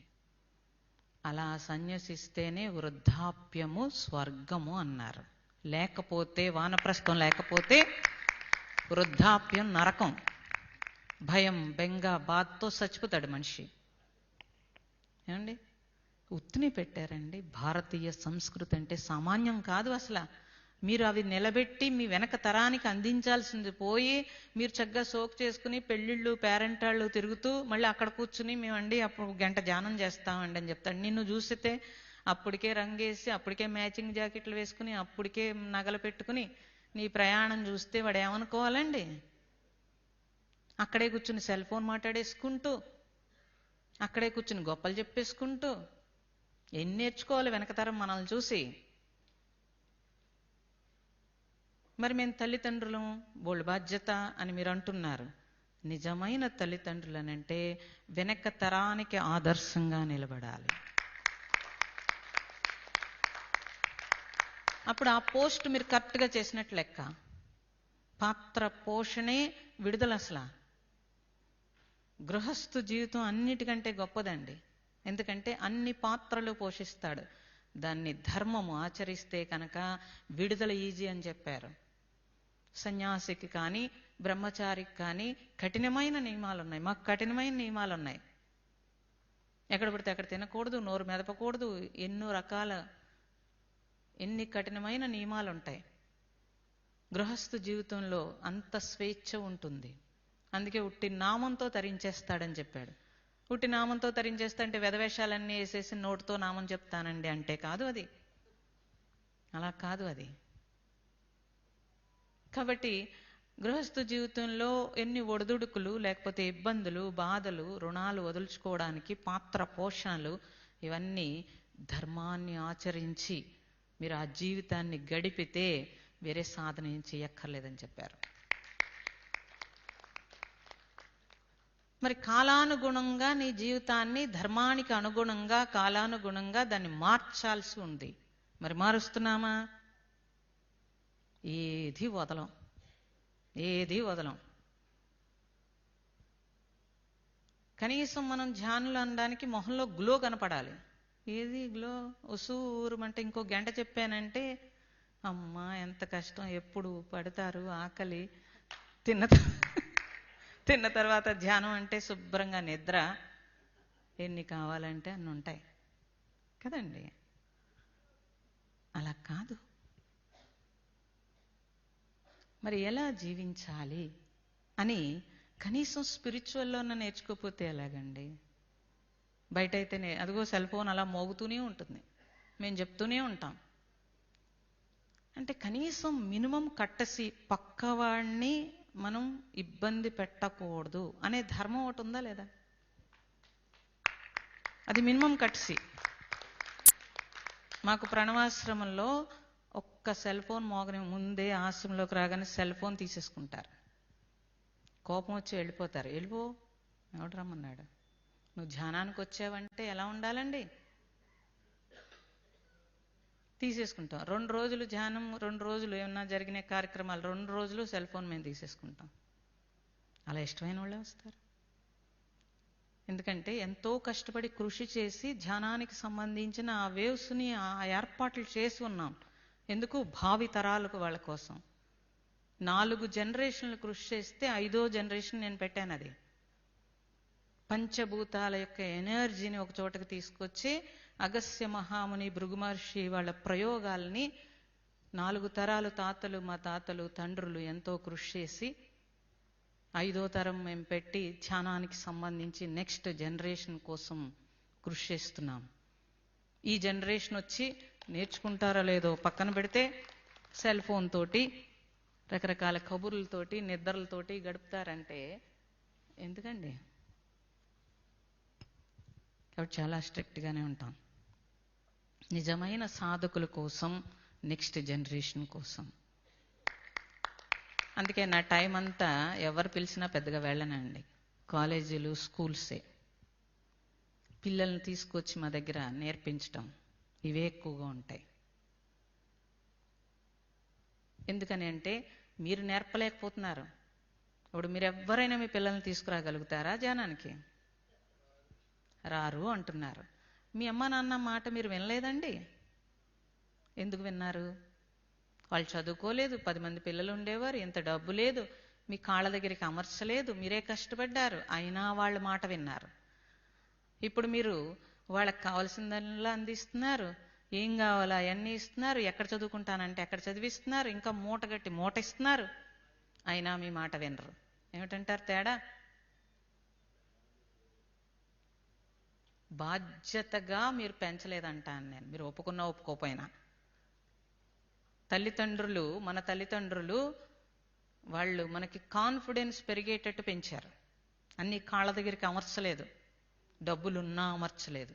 మన పేరు మీదుగా పుణ్యం చేశారే కానీ వస్తువులు కొనేసి ఇవ్వలేదు. వాడు 10th కూడా రాడు, ముందు స్మార్ట్ ఫోన్ ఇచ్చేయాలి, బండి ఇచ్చేయాలి. ఇవ్వకపోతే వాడు ఏడుస్తాడు, లేకపోతే చుట్టూ పోటీ, కాంపిటీషను. వాడు వద్దన్న హోటల్కి, పార్టీలకి, పెళ్ళిళ్ళకి చిన్నప్పుడు చంకలో పెట్టుకుని తీసుకుపోతారు. మీ అమ్మా నాన్న మిమ్మల్ని ఎప్పుడైనా పెళ్ళిళ్ళకి తీసుకుని వెళ్ళారండి? ఊరి మీద తిప్పారా మిమ్మల్ని? మరేమండి, అదేం పెంపకాలు, ఎందుకు పెంచాం మనం? అంటే గొప్ప ఎన్నో చేశాం, ఇప్పుడు దాని ఫలితం మనమే అనుభవిస్తున్నాం. ఎవరు అనుభవిస్తారండి? ఎవరు చేసుకున్నది వాళ్ళే, ఎవరు తీసుకున్న గోతులో వాళ్లే కదండి. అందుకే కదా మనశ్శాంతి లేక ఇలా పత్రిజీ గారు ధ్యానం అంటే ఇలా వచ్చేస్తాం. రియల్గా వచ్చారేంటండి? రియల్గా వస్తామా? మనశ్శాంతి లేక వస్తారు, తెలుసుకుందామని వస్తారు. ఏదో కొద్దిమంది ఉంటారు రియల్గా వచ్చేవాళ్ళు. ఒకందుకు అదే అనిపిస్తుంది, పోన్లే కనీసం పిల్లల దెబ్బతోటి వీళ్ళు మనశ్శాంతి లేకైనా వచ్చారు, మంచిది అనిపిస్తుంది. కానీ భావి తరాలు పాడైపోతున్నాయి, అది బాధ ఉంటుంది. గమనించాలండి. మీ తల్లిదండ్రులకి ఏ అంత ఆస్తుందో మీకు తెలియదు, వాళ్ళు ఇచ్చే వరకు మీకు తెలియదు. ఏది అందివ్వక మనం కాన్ఫిడెన్స్తో పెరిగాం. మనకి మనమే నేర్చుకున్నాం కాబట్టి ఈరోజు ఎక్కడైనా బతకగలరు మీరు. వాళ్ళు బతకగలరండి? ఇంకో సంవత్సరం పోతే ఏఐ ఉద్యోగాలు పీకి పడేస్తే, ఇప్పటికే పీకేసినా కూడా ఆడపిల్లలందరూ సెక్స్ వర్క్ల కింద, మగపిల్లలందరూ ఏంటది సెల్ ఫోన్లో రకరకాలైన దోసేస్తున్నారు కదా బ్యాంకుల నుంచి. ఏంటది స్కామ్లు, హ్యాకింగ్లు, ఈ పేర్లు రావు నాకు. సైబర్ క్రైమ్లో ఇరుక్కుంటున్నారు. రమ్మన్నా రారండి మన దగ్గరికి, రాలేరు. వాళ్ళ అలవాట్లు వదిలి రాలేరు. ఫోన్ చేసి నువ్వు బాగున్నావు అంటే మురిసిపోవడం తప్పించి నీ దగ్గర ఉండే పరిస్థితి ఉండి మీరు ఉంచుకోలేరు, మీరు భరించలేరు.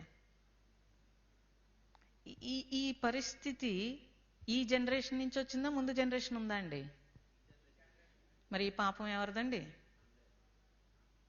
ఆయనే చెప్తున్నారు, మిగతా వాళ్ళు చెప్పట్లేదు కదా కదండి. తిలో పాపం తలో పిడిగడు అన్నారు. అందుకే చెప్పండి స్వామి.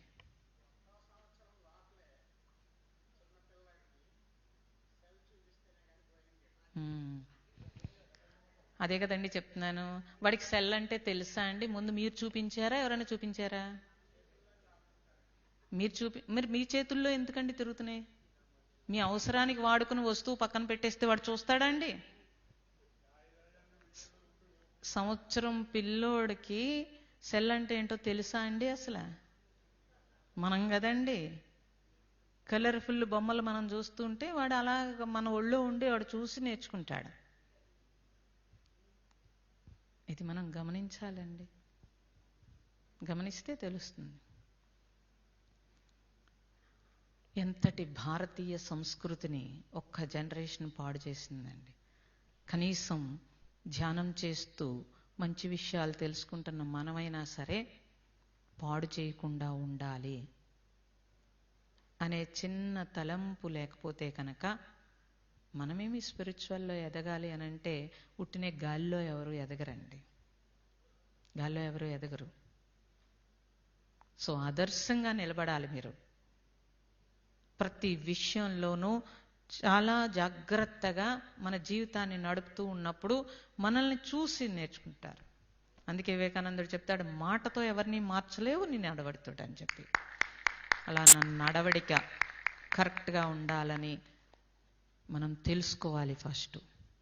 ఎక్కడి నుంచి ఎక్కడికి వచ్చాం? ధ్యానం దగ్గర నుంచి, గురువు దగ్గర నుంచి, నడవడిక దగ్గర నుంచి, ఆచరణలో. ఏమండి అర్థమైందండి? అర్థమైందా?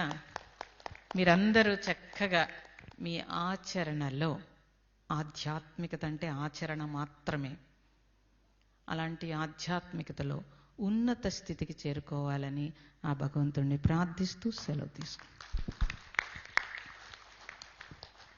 చాలా టైం చెప్పాను, గంటం పావు చెప్పాను, గంటం పావు. గట్టిగా క్లాప్స్ కొడదామండి. అద్భుతం, అద్భుతం, అద్భుతం. గట్టిగా. మన్ని పొగిడేవాడు మనకు అవసరం లేదండి, మన్ని తట్టి ముందుకు లేపేవారే ఇటువంటి మాతాజీలు. గట్టిగా క్లాప్స్ కొడదామండి. పత్రిజీ కూడా ఎంతో ప్రేమతో కరుణతో ఉండేవారండి. సమయం వచ్చినప్పుడు మాత్రం సరికాని మాట కానీ సరికాని చేష్ట కానీ చేస్తే మాత్రం నరసింహస్వామిలాగా వాళ్ళు అక్కడే నేర్పించేవారండి. అటువంటి గొప్ప మహానుభావుడు ఈ సత్యాన్ని చెప్పడానికే మన ఇంటింటికి వచ్చారండి పత్రిజీ. ఈ పత్రిజీ మహిళా చైతన్యం కూడా మేడం ఇది నేర్పించడానికే మేమంతా ఒక గ్రూప్ అయి 3 days వర్క్షాప్ చేస్తున్నామండి. గురువు గారు మరి బాడీ వికెట్ చేసిన తర్వాత నుంచి ఆయన యొక్క చైతన్యంతో అసలు సార్ మన దగ్గర ఏం చెప్పడానికి వచ్చారు, ఎటు వెళ్ళిపోతున్నాము, యూట్యూబ్ చూస్తున్నారు, శ్వాస మీద జాస చేసేవాళ్ళే, ఇంకోటి ఇంకోటి ఇంకోటి ఇదా ఇదా అని ఏది ఒక ఏకత్వంలో నిలబడలేకపోతున్నారు. అసలు సార్ ఇచ్చిన కంటెంట్ మామూలు విషయం కాదు, అంతా ఒక్కటే అని చెప్పారండి పత్రిజీ. అన్ని సంస్థలు ఒక్కటే, సర్వమత సమ్మేళనాలు చేశారు పత్రిజీ. అందరు గురువుల్ని గౌరవించారండి పత్రిజీ. అందరు బుక్స్ చదవాలని చెప్పారండి పత్రిజీ. ఏ సంస్థలోనైనా సరే నా బుక్ చదువు, నా ఆశ్రమానికి రమ్మన్నారే తప్ప ఏకైక గురువు అండి పత్రిజీ. అందరు బుక్లు చదవాలి, అందరు గురువు దగ్గరికి వెళ్ళాలి అని ఎంతో భాగ్యాన్ని మాకు అందరికీ కల్పించారండి. కాబట్టి మేము కూడా రావడం అందుకే అండి.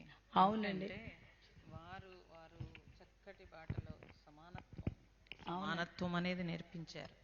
మరి ఆ మహానుభావుడి యొక్క ఆశయాన్ని మనం నిలబెట్టాలని మాతాజీ మాటల్లో ఎంతో అద్భుతంగా చెప్పారండి.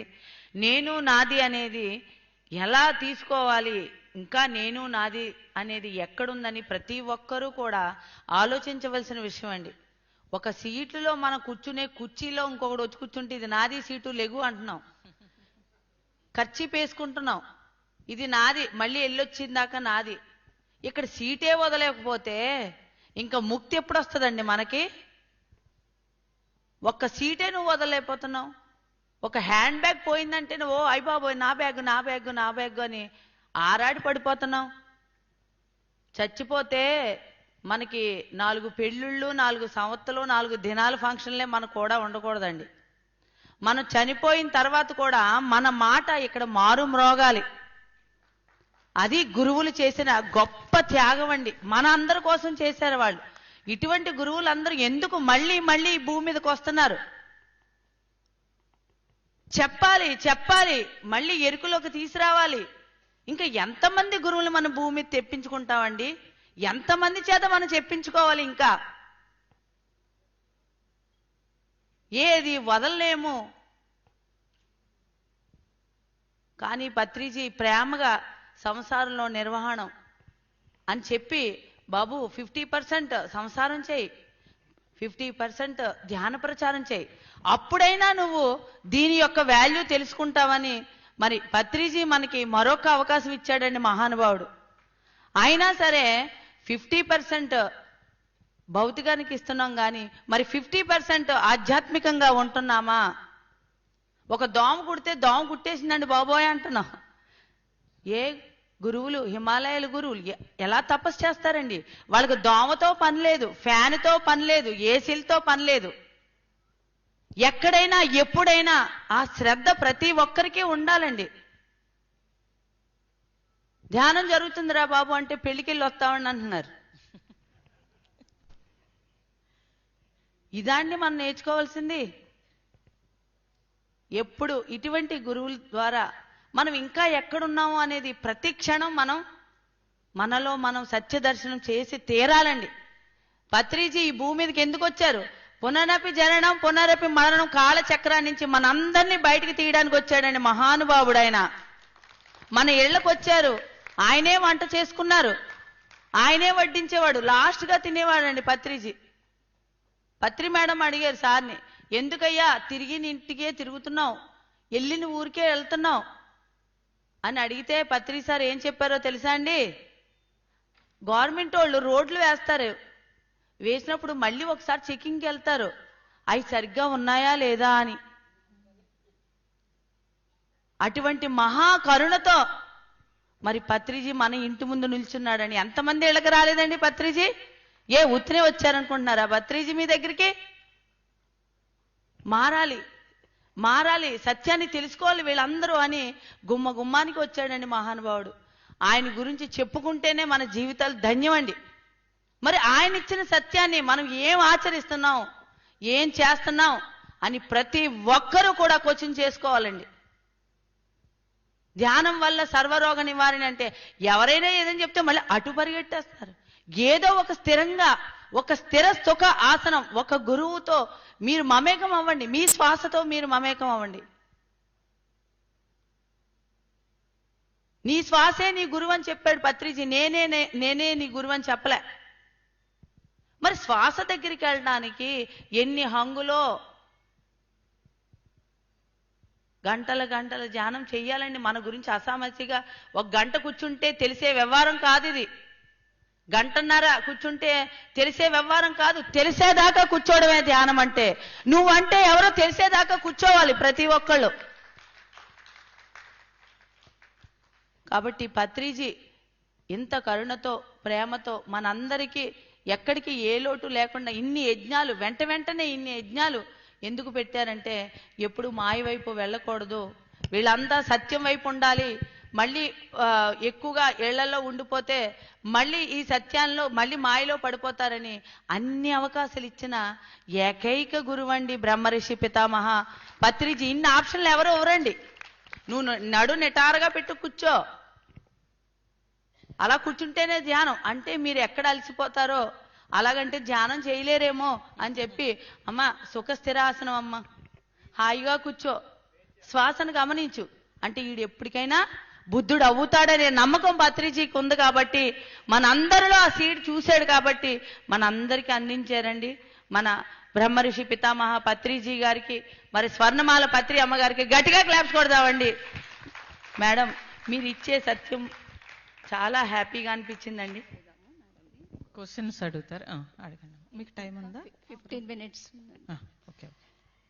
మీరు ఎంతో గొప్పగా సందేశాన్ని మాకు అందించారు. అందరూ ఒక్కసారి గట్టిగా.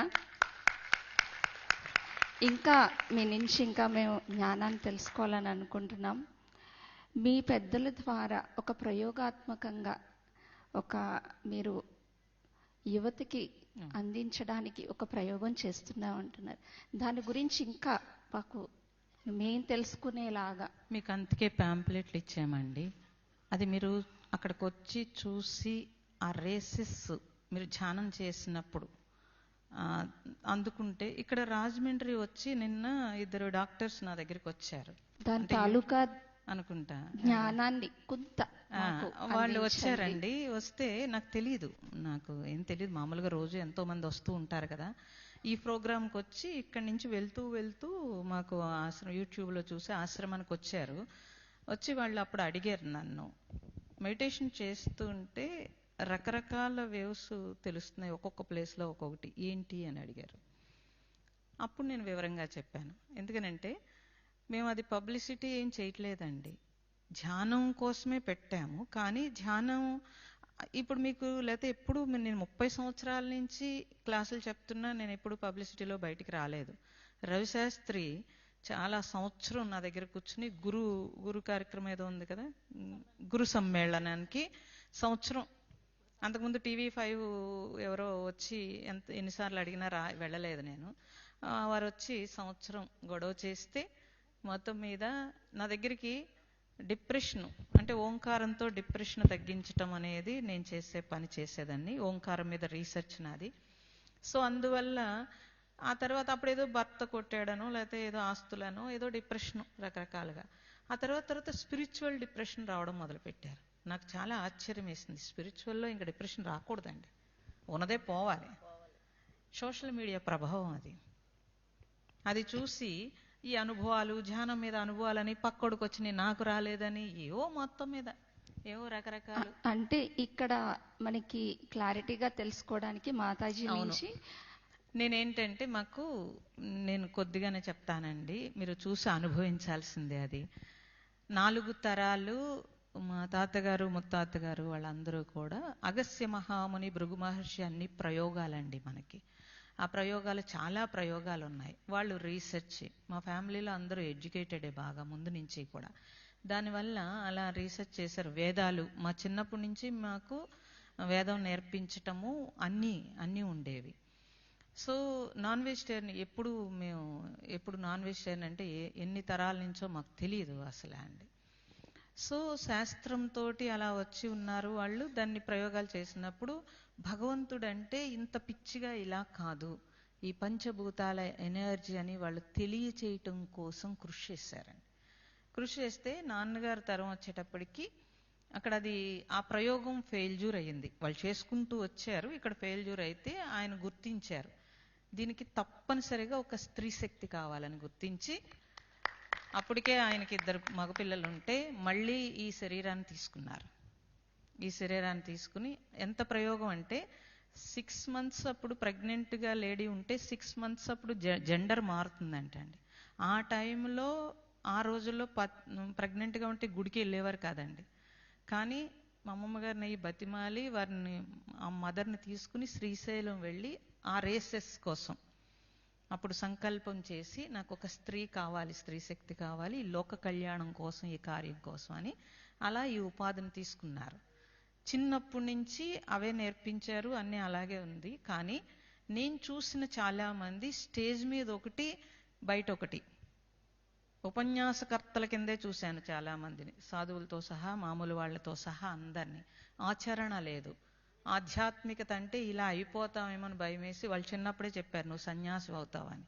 అమ్మో నాకొద్దు, నేను తెలుసుకోవాలి. ఇంకా తెలుసుకోకుండా నేను మీరు చెప్పినట్టుగా ఏదో పరంపర కింద నా వల్ల కాదని చెప్పి నేను యాక్సెప్ట్ చేయలేదండి.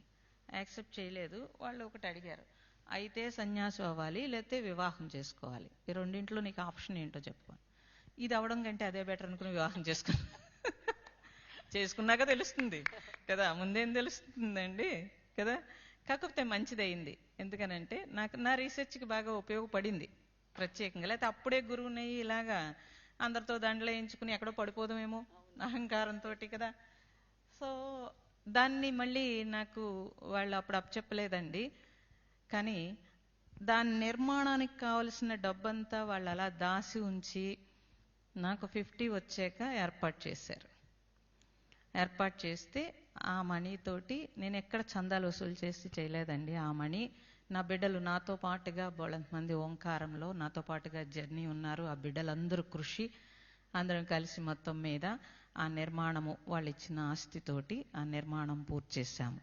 అది పంచభూతాల యొక్క శక్తి ఏంటనంటే ఆకాశము, భూమి నుంచి ఎర్త్ ఎనర్జీ తీసుకురావడం. నాతో పాటుగా భూగర్భ శాస్త్రవేత్తలు 12 మంది పనిచేశారు.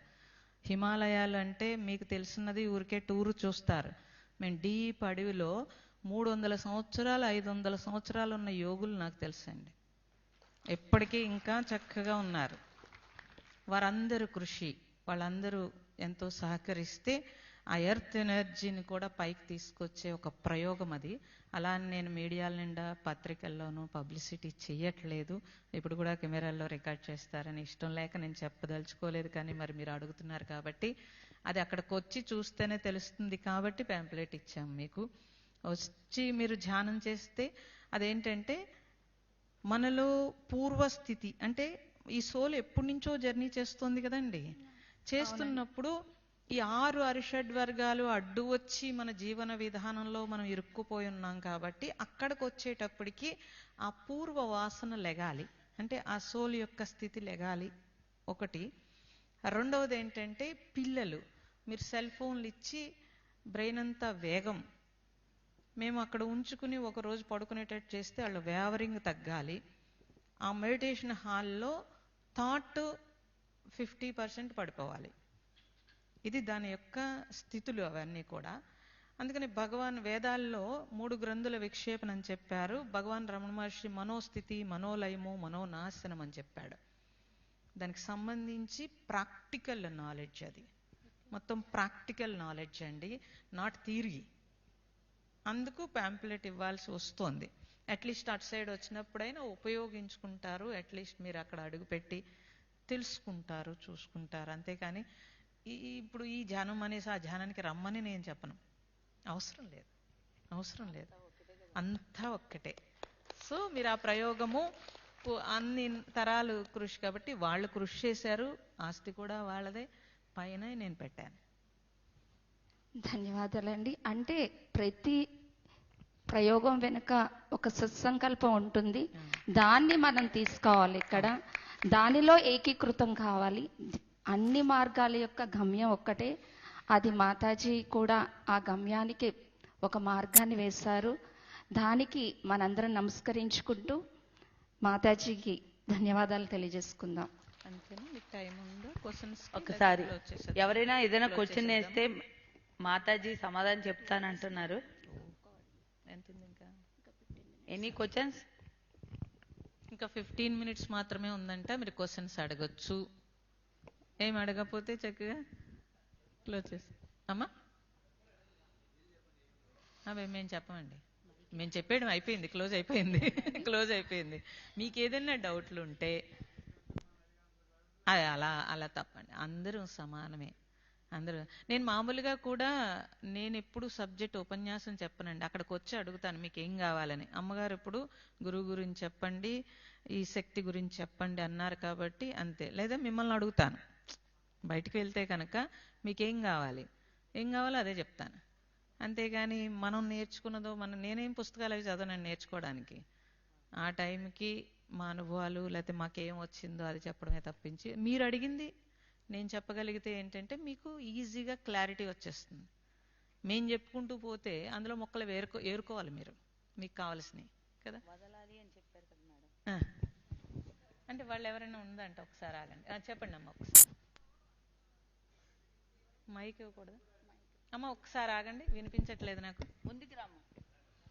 అక్కడికి మైక్ ఇచ్చేయండి, మైక్ ఇచ్చేయండి. అటు మైక్ ఇచ్చేస్తే వాళ్ళు అడుగుతారు.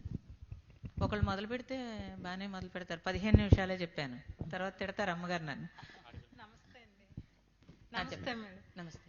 ధ్యానంలో కూర్చుంటే ఏవేవో సైడ్కి ఊహలు వస్తూ ఉంటాయండి, అవి రాకుండా ఏం చేయాలి మేడం? ఇప్పుడు నేను ఒక టెక్నిక్ ఏంటంటే మీరు కళ్ళు మూసుకుని కూర్చున్నప్పుడు ఏ వచ్చినాయో తర్వాత మీరు కళ్ళు తెరిచిన తర్వాత ఒకసారి అబ్జర్వ్ చేసి విచారణ చేయాలమ్మా. విచారణ చేస్తే 3 రకాలు వస్తాయండి. ఒకటి జరిగిపోయిన విషయాలు వస్తాయి, ఇంకొకటి జరగబోయే విషయాలు అంటే ఊహా కోరిక ఇది వస్తుంది, భవిష్యత్ వస్తుంది. ఇంకొకటి ఏంటంటే ప్రజెంట్ పని వస్తుంది, నెక్స్ట్ మనం ఏం పని చేయాలనేది వస్తుంది. ఈ 3 వస్తాయండి, అంతకంటే బయట నుంచి ఇంకేం రావు. భూత భవిష్యత్ వర్తమానము ఈ 3 వస్తాయి మనకి. అప్పుడు మనం విచారించాలి, మన మనసుకి చెప్పుకోవాల్సింది ఏంటంటే జరిగిపోయినవన్నీ వస్తే నేను బాగా మోస్తున్నానని అర్థం. మీ పిఎంసి ఛానల్లో దీని మీద బోల్డ్ చెప్పాను నేను. ఓకే, జరిగిపోయినవి వస్తే మీరు మోస్తున్నారని అర్థం. అయిపోయిన విషయాలు సంచి మూట గట్టిగా మోస్తున్నాను. అప్పుడు మీకే క్లారిటీ వచ్చింది, మోస్తున్నాను నేను. మోయకూడదు కదా, అలా మోయకూడదంటే ఒకసారి పోతాయి ఏంటండి. నేను మళ్ళీ చెప్పుకుంటూ ఉండాలి.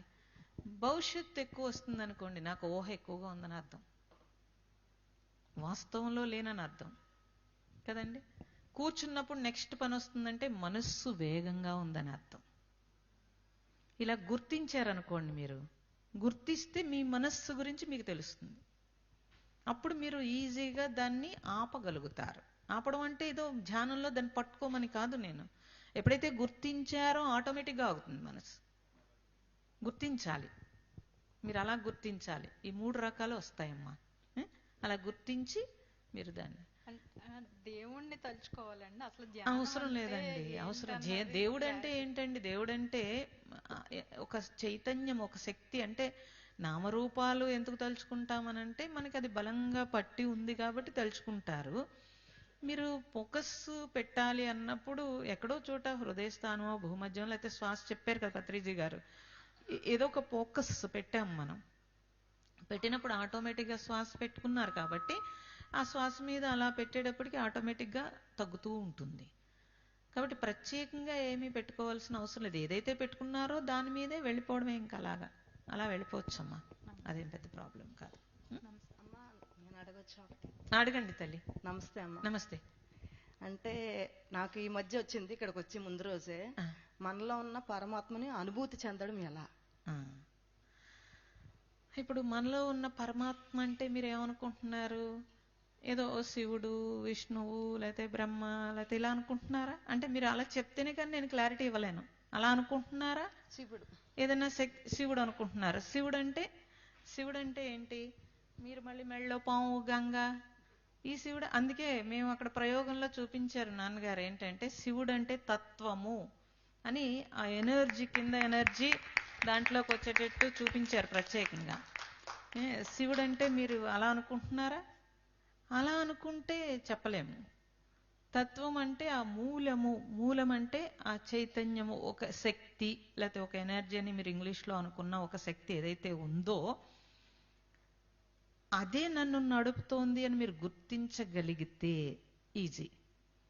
నేను ఎలా నడుస్తున్నానండి? నేను ఇప్పుడు మీరు ధ్యానం చేస్తున్నారండి, మీరు ఏమీ చేయట్లేదు, కళ్ళు మూసుకుని మీరు కూర్చుని ధ్యానం చేసుకుంటున్నారు.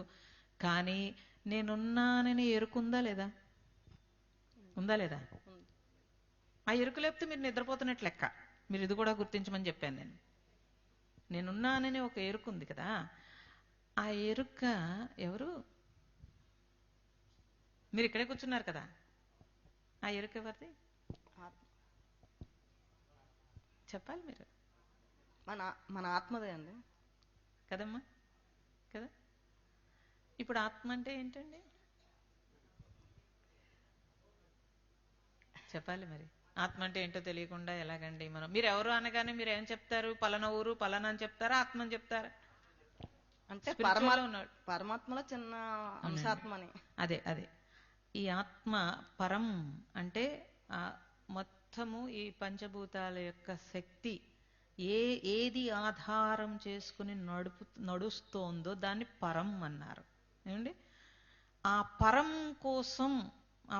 కోసం నా తాపత్రయం లేకపోతే నా ప్రయత్నం అన్నప్పుడు ఈ ఆత్మ ఆ పరమాత్మని చేరుకున్నప్పుడు, ఆ పరాన్ని చేరుకుంటే పరమాత్మ అన్నారు. ఏమండి? ఆ పరమాత్మని ఒక 1000 సంవత్సరాలు 2000 సంవత్సరాల క్రితమో ఎవరో ఇంకా స్థూలంలోకి నామరూపాలు తీసుకొచ్చారు. ఏమండి? నామరూపాలు తీసుకొస్తే భావము, ఆ భావంతో మనము లోపలికి వెళ్ళడం అనేది తీసుకొచ్చారు. అంతకుముందు స్థూలం లేదు, సూక్ష్మతే ఉంది. ఏమండి? ధ్యానము ఆ సూక్ష్మతకి తీసుకువెళ్ళటానికే మనకి. ఓకే, కాబట్టి నీ లోపల, అందుకే చెప్తున్నాను, నీ హృదయంలో భగవంతుడు ఉన్నాడు అని ఒప్పుకుంటారా ఒప్పుకోరా మీరందరూ? ఆ భగవంతుడు నామరూపాలతో ఉన్నాడని మీరు ఉన్నంతసేపు నామరూపాలతో చూసుకుంటారు. నామరూపాలకు అతీతంగా ఉన్నాడు అని మీరు తెలుసుకుంటే అలా చూస్తారు. ఓకేనండి? అది మీ క్లారిటీ కావాలి. మీ క్లారిటీలో మీరు తెచ్చుకోవాలి. ఇప్పుడు నేను నామరూపాలకు అతీతం అంటే ఎలా ఉంటాడండి అని మీరు క్వశ్చన్ ఇస్తారు. నామరూపాలకు అతీతం అంటేనే మళ్ళీ ఎలా ఉంటాడని అసలు క్వశ్చన్ వేయకూడదు కదండి. మళ్ళీ క్వశ్చన్ వేస్తారు కదా. అందుకని మీరు నామరూపాలతో చూడాలనుకుంటున్నారా, నామరూపాలకు అతీతంగా భగవంతుని చూడాలనుకుంటున్నారా? అతీతంగా. అయితే అక్కడ భగవంతుడికి ఒక క్లారిటీ, మీకు క్లారిటీ. మిమ్మల్ని మీరు నామరూపాలతో చూసుకోవాలనుకుంటున్నారా, మీరు నామరూపాలకు అతీతమా? మీరు అతీతంగా ఉంటేనే మంచిది. అడగగానే ఇంచక పుస్తకాలు చదివి ఉంటారు కాబట్టి ఇంచక చెప్తారు కదండి. కానీ మళ్ళీ పెళ్లికి వెళ్తే అద్దం ముందు నుంచి గంట ముస్తాబవుతారు.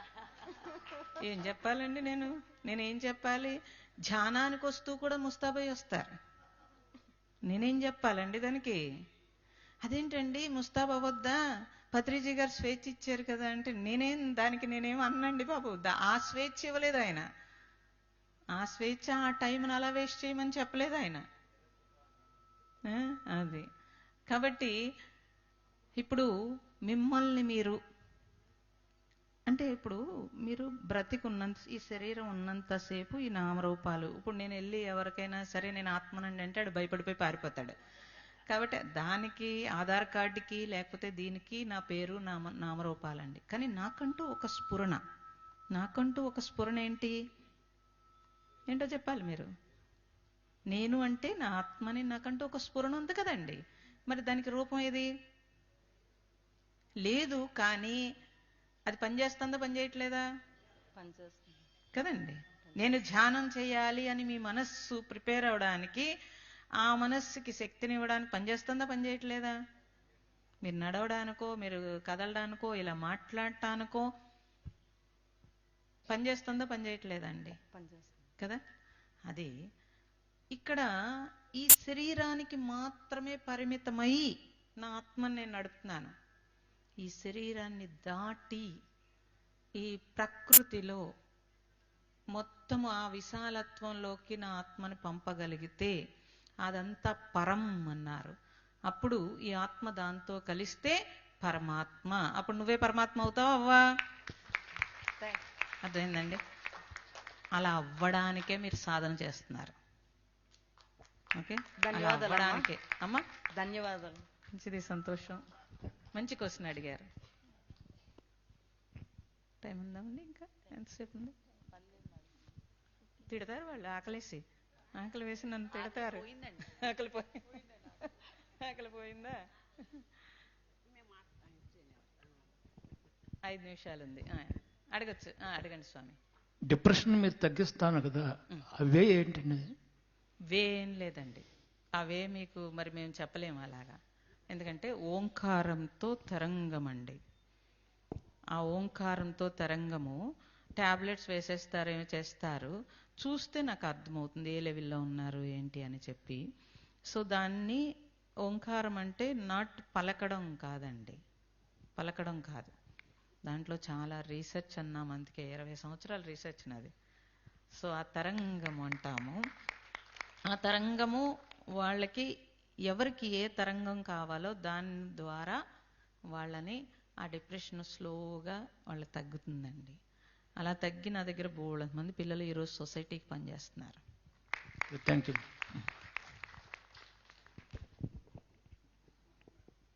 చెప్పండి స్వామి. అడగండి, పర్వాలేదు. శ్రీకృష్ణుడికి పిల్లలు ఉన్నారా లేదా? ఏమండి? శ్రీకృష్ణుడికి పిల్లలు ఉన్నారా లేదా? అలా నాకు తెలియదండి. ఇలాంటి విషయాలు నాకు అర్థం అవ్వవు, నాకు తెలియదు. ఎందుకంటే తెలియని విషయం నేను తెలుసుందని ఏదో ఇప్పుడు మీరు కూర్చోబెట్టారు కాబట్టి నా పరుగు పోతుందేమో అని నేను అర్జెంటుగా ఏదో చెప్పను. ఎందుకనంటే అసలు శ్రీకృష్ణుడు అంటేనే తత్వం అండి. మా దగ్గరికి వస్తే మీకు తెలుస్తుంది. నాకు దాన్ని శ్రీకృష్ణ తత్వాన్ని అక్కడ పిక్చర్స్లో పెట్టాను నేను. ఓకే మాస్టర్స్ అందరూ కూడా ఎరుకతో ఉండి ప్రశ్నలు అడగండి, ఉపయోగించుకోవాలి. మాతాజీ వచ్చినప్పుడు సరైన ప్రశ్నలు వేయడం నేర్చుకోవాలి. సరైన ప్రశ్నలు వేద్దాం మనందరం కూడా.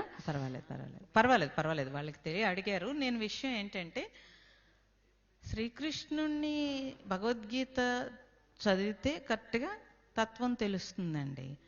పురాణాల్లో సినిమాల్లో పాడు చేశారు. సినిమాల్లో స్టోరీలు కావాలి కాబట్టి ముందు మన ఇల్లు లేకపోతే లవ్లు ఇవన్నీ సినిమాలు ఏవో తీసేశారు. ఇంకా కొత్తగా తీయాలంటే ఏం చేయాలి? దేవుడి మీద పడాలి. మనందరికీ దేవుడు ఇష్టం కాబట్టి దేవుడి మీద పడి కృష్ణార్జున సంవాదం అనో లేకపోతే ఇదనో అదనో సినిమాలు తీస్తే సినిమాల నాలెడ్జే దేవుడి మీద నాలెడ్జ్ ఉంది, కానీ మనకు ఒరిజినల్గా దేవుడి మీద నాలెడ్జ్ లేదు. ఇప్పుడు దాన్ని నేను ఎలా వివరిస్తానండి కదండి? దాన్ని వివరించడం అని అంటే అది కరెక్ట్ కాదు. ఓకే, మైక్ తీసుకోండి తల్లి, నాకు ఇక్కడికి వినిపించట్లేదమ్మా. అందుకని అటు ఇచ్చేసేయండి అమ్మా, అటు ఇచ్చేసేయండి. వచ్చి తల్లి.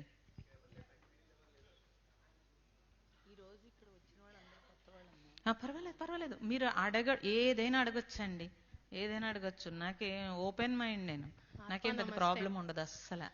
ఆత్మ నమస్తే అండి. అమ్మా, ఇప్పుడు మా పిల్లలు ఉన్నారు, వాళ్ళకి మంచి చెడు అన్నీ తెలుసు, కానీ చదువు మీద కాన్సన్ట్రేషన్ అది ఉండట్లేదు. ఏం చేస్తాం? అది మీ ఆశ్రమంకి వస్తే మేము second Saturday Sunday every month second Saturday Sunday పిల్లల్ని ప్రత్యేకంగా ప్రోగ్రామ్ అమ్మా. మొదటి ఆదివారం పెద్దవాళ్ళకి ఫుల్ డే స్పెషల్ మెడిటేషన్ ఉంటుంది. అంత మెడిటేషనే ఉంటుంది ఎక్కువగా. తర్వాత సబ్జెక్ట్ ఉంటుంది. పిల్లల్ని కంప్లీట్ తల్లి తీసుకురావాలి, తల్లి ఉండాలి. తల్లికి రాంది విద్య ఇంక పిల్లలకి రాదండి. అందుకని మదర్ కంపల్సరీ పెట్టాం. మీకు అందుకే అవన్నీ ఇచ్చాం మేము. ఇప్పుడు ఎగ్జామ్స్ టైం కదా, అదే మీరు ఎవ్రీ సెకండ్ సాటర్డే సండే ఉంటుందమ్మా. ఇప్పుడు టైం లేదు, ఏదైనా రెమెడీ ఉందా? అంతవరకు నో, ఆ రెమెడీలు సరిపోవు. అందుకని మీరు ఏంటంటే అందులో కాంటాక్ట్ నెంబర్స్ ఉంటాయి, నోట్ చేసుకోవాలి. మీరు వచ్చేది ఏంది నోట్ చేసుకోవాలి. నోట్ చేసుకోకుండా మేము తీసుకోము. ఎందుకంటే మరి మేము కూడా ప్రిపేర్ అవుతాం కదండి. వాళ్ళకి ఫుడ్ అన్నీ ఫ్రీ, వాళ్ళకి ఫుడ్ పెట్టాలి, వాళ్ళని కూర్చోబెట్టాలి, ఏర్పాట్లు అన్నీ. కాబట్టి అలా తీసుకురండి అమ్మా. ఓకే, అయ్యయ్యో. నమస్తే మేడం. అమ్మా చెప్పండి. ధ్యానం రోజు చేస్తూనే ఉంటామండి, తర్వాత ఆలోచనలు వస్తూనే ఉంటాయి. ధ్యానం చేసేటప్పుడు ఏది మంచి ధ్యానం, ఏ విధంగా ఇండికేషన్స్ వస్తాయి, దాని యొక్క సూచనలు ఏంటండి? తర్వాత దానికి ఏ విధంగా వైబ్రేషన్ అంటారు కదా, వైబ్రేషన్లో మెలుగులు ఏంటి, ఏ విధంగా వస్తాయి, ఏది మంచి ధ్యానం అని మేము గుర్తించాలి? అది ఏమైనా మీకు తెలిసి చెప్పండి. ధ్యానము ఇది మంచిది అది మంచిది అనేది ఏమీ లేదండి. ధ్యాసే ధ్యానం. ఓకే, అది కాదండి. మేము చేస్తే ఇది బాగా కుదిరింది, ఇండికేషన్ బాగుంది అని ఎలా గుర్తించాలని మేము దానికి ఏమైనా చెప్తారా మీరు? మీరు ట్రై చేసుకోవడమేనండి. మీరు ట్రై చేసుకున్నప్పుడు మీకు ఏది సూట్ అవుతుంది మీరు మీరు స్వయం అనుభవం అంటే మీరు ట్రై చేసుకుంటూ ఉంటారు. ఇప్పుడు మనం కూడా ఇప్పుడు ఏదో ఉద్యోగం చేయడానికో లేకపోతే అమ్మాయిని పెళ్లి చేసుకోవాలన్నా అబ్బాయిని పెళ్లి చేసుకోవాలన్నా మనకేదో సూట్ అవుతుందో ఎత్తుక్కుంటాం కదండి. ప్రతిదీ మనం తినేది కానీ లేకపోతే బట్ట కానీ అన్నీ మనకి ఏది సూట్ అవుతాయి ఎలా ఎత్తుక్కుంటామో స్పిరిచువల్లో కూడా నా సోల్ జర్నీ ఒకటి ఉంది, దానికి వెతుక్కుంటాడండి. లేకపోతే ఏం నిలబడరు, మళ్ళీ పారిపోతూ ఉంటారు. మళ్ళీ ఏదో పోతూ ఉంటారు. వైబ్రేషన్స్ ఏ విధంగా వస్తాయి అది మీ స్వయం అండి. మీరు అన్వేషించుకుంటూ వెళ్ళినప్పుడు మీకు ఏది సూట్ అవుతుంది, మీకు ఏది సూట్ అవుతుంది అది మీరు పట్టుకోవాలండి. మీరు పట్టుకుని అక్కడ స్థిరంగా మీరు నిలబడి చేసుకుంటే అది కరెక్ట్గా వస్తుంది. చెప్పండి. నమస్తే. నమస్తే. ధ్యానం చేసేటప్పుడు గోల్డ్ రంగు, పసుపు రంగులు, నీలం రంగులు అన్నీ కనపడే దానికి ఏంటంటే సూచనలు? సూచన ఏమీ లేదండి. మీరు కలర్స్ కనిపించినాయి అనుకోండి, అంటే మనకి రెటీనాకి మన బయట వెలుగుకి రెండింటికి కూడా ఒక కనెక్షన్ ఉంది అండి. ఆ కనెక్షన్ మనం పగలు తిరుగుతున్నప్పుడు ఆ కనెక్షన్ మనసు రిసీవ్ చేసుకుంటుంది. కళ్ళు మూసుకున్నప్పుడు కూడా ఆ రెటీనా నుంచి అది మనోనేత్రం మీద అది స్మృతి పదం అంటాము. ఆ స్మృతి పదంలో వస్తాయి అవన్నీ. దానికి ఏవో చరిత్ర ఏవో చెప్తారు, కానీ ఒరిజినల్గా అయితే స్మృతి పదం మీద వచ్చే కలర్స్ అవి అని చెప్తాం. అంతేనమ్మా, అంతే. మంచిదే, పర్వాలేదు.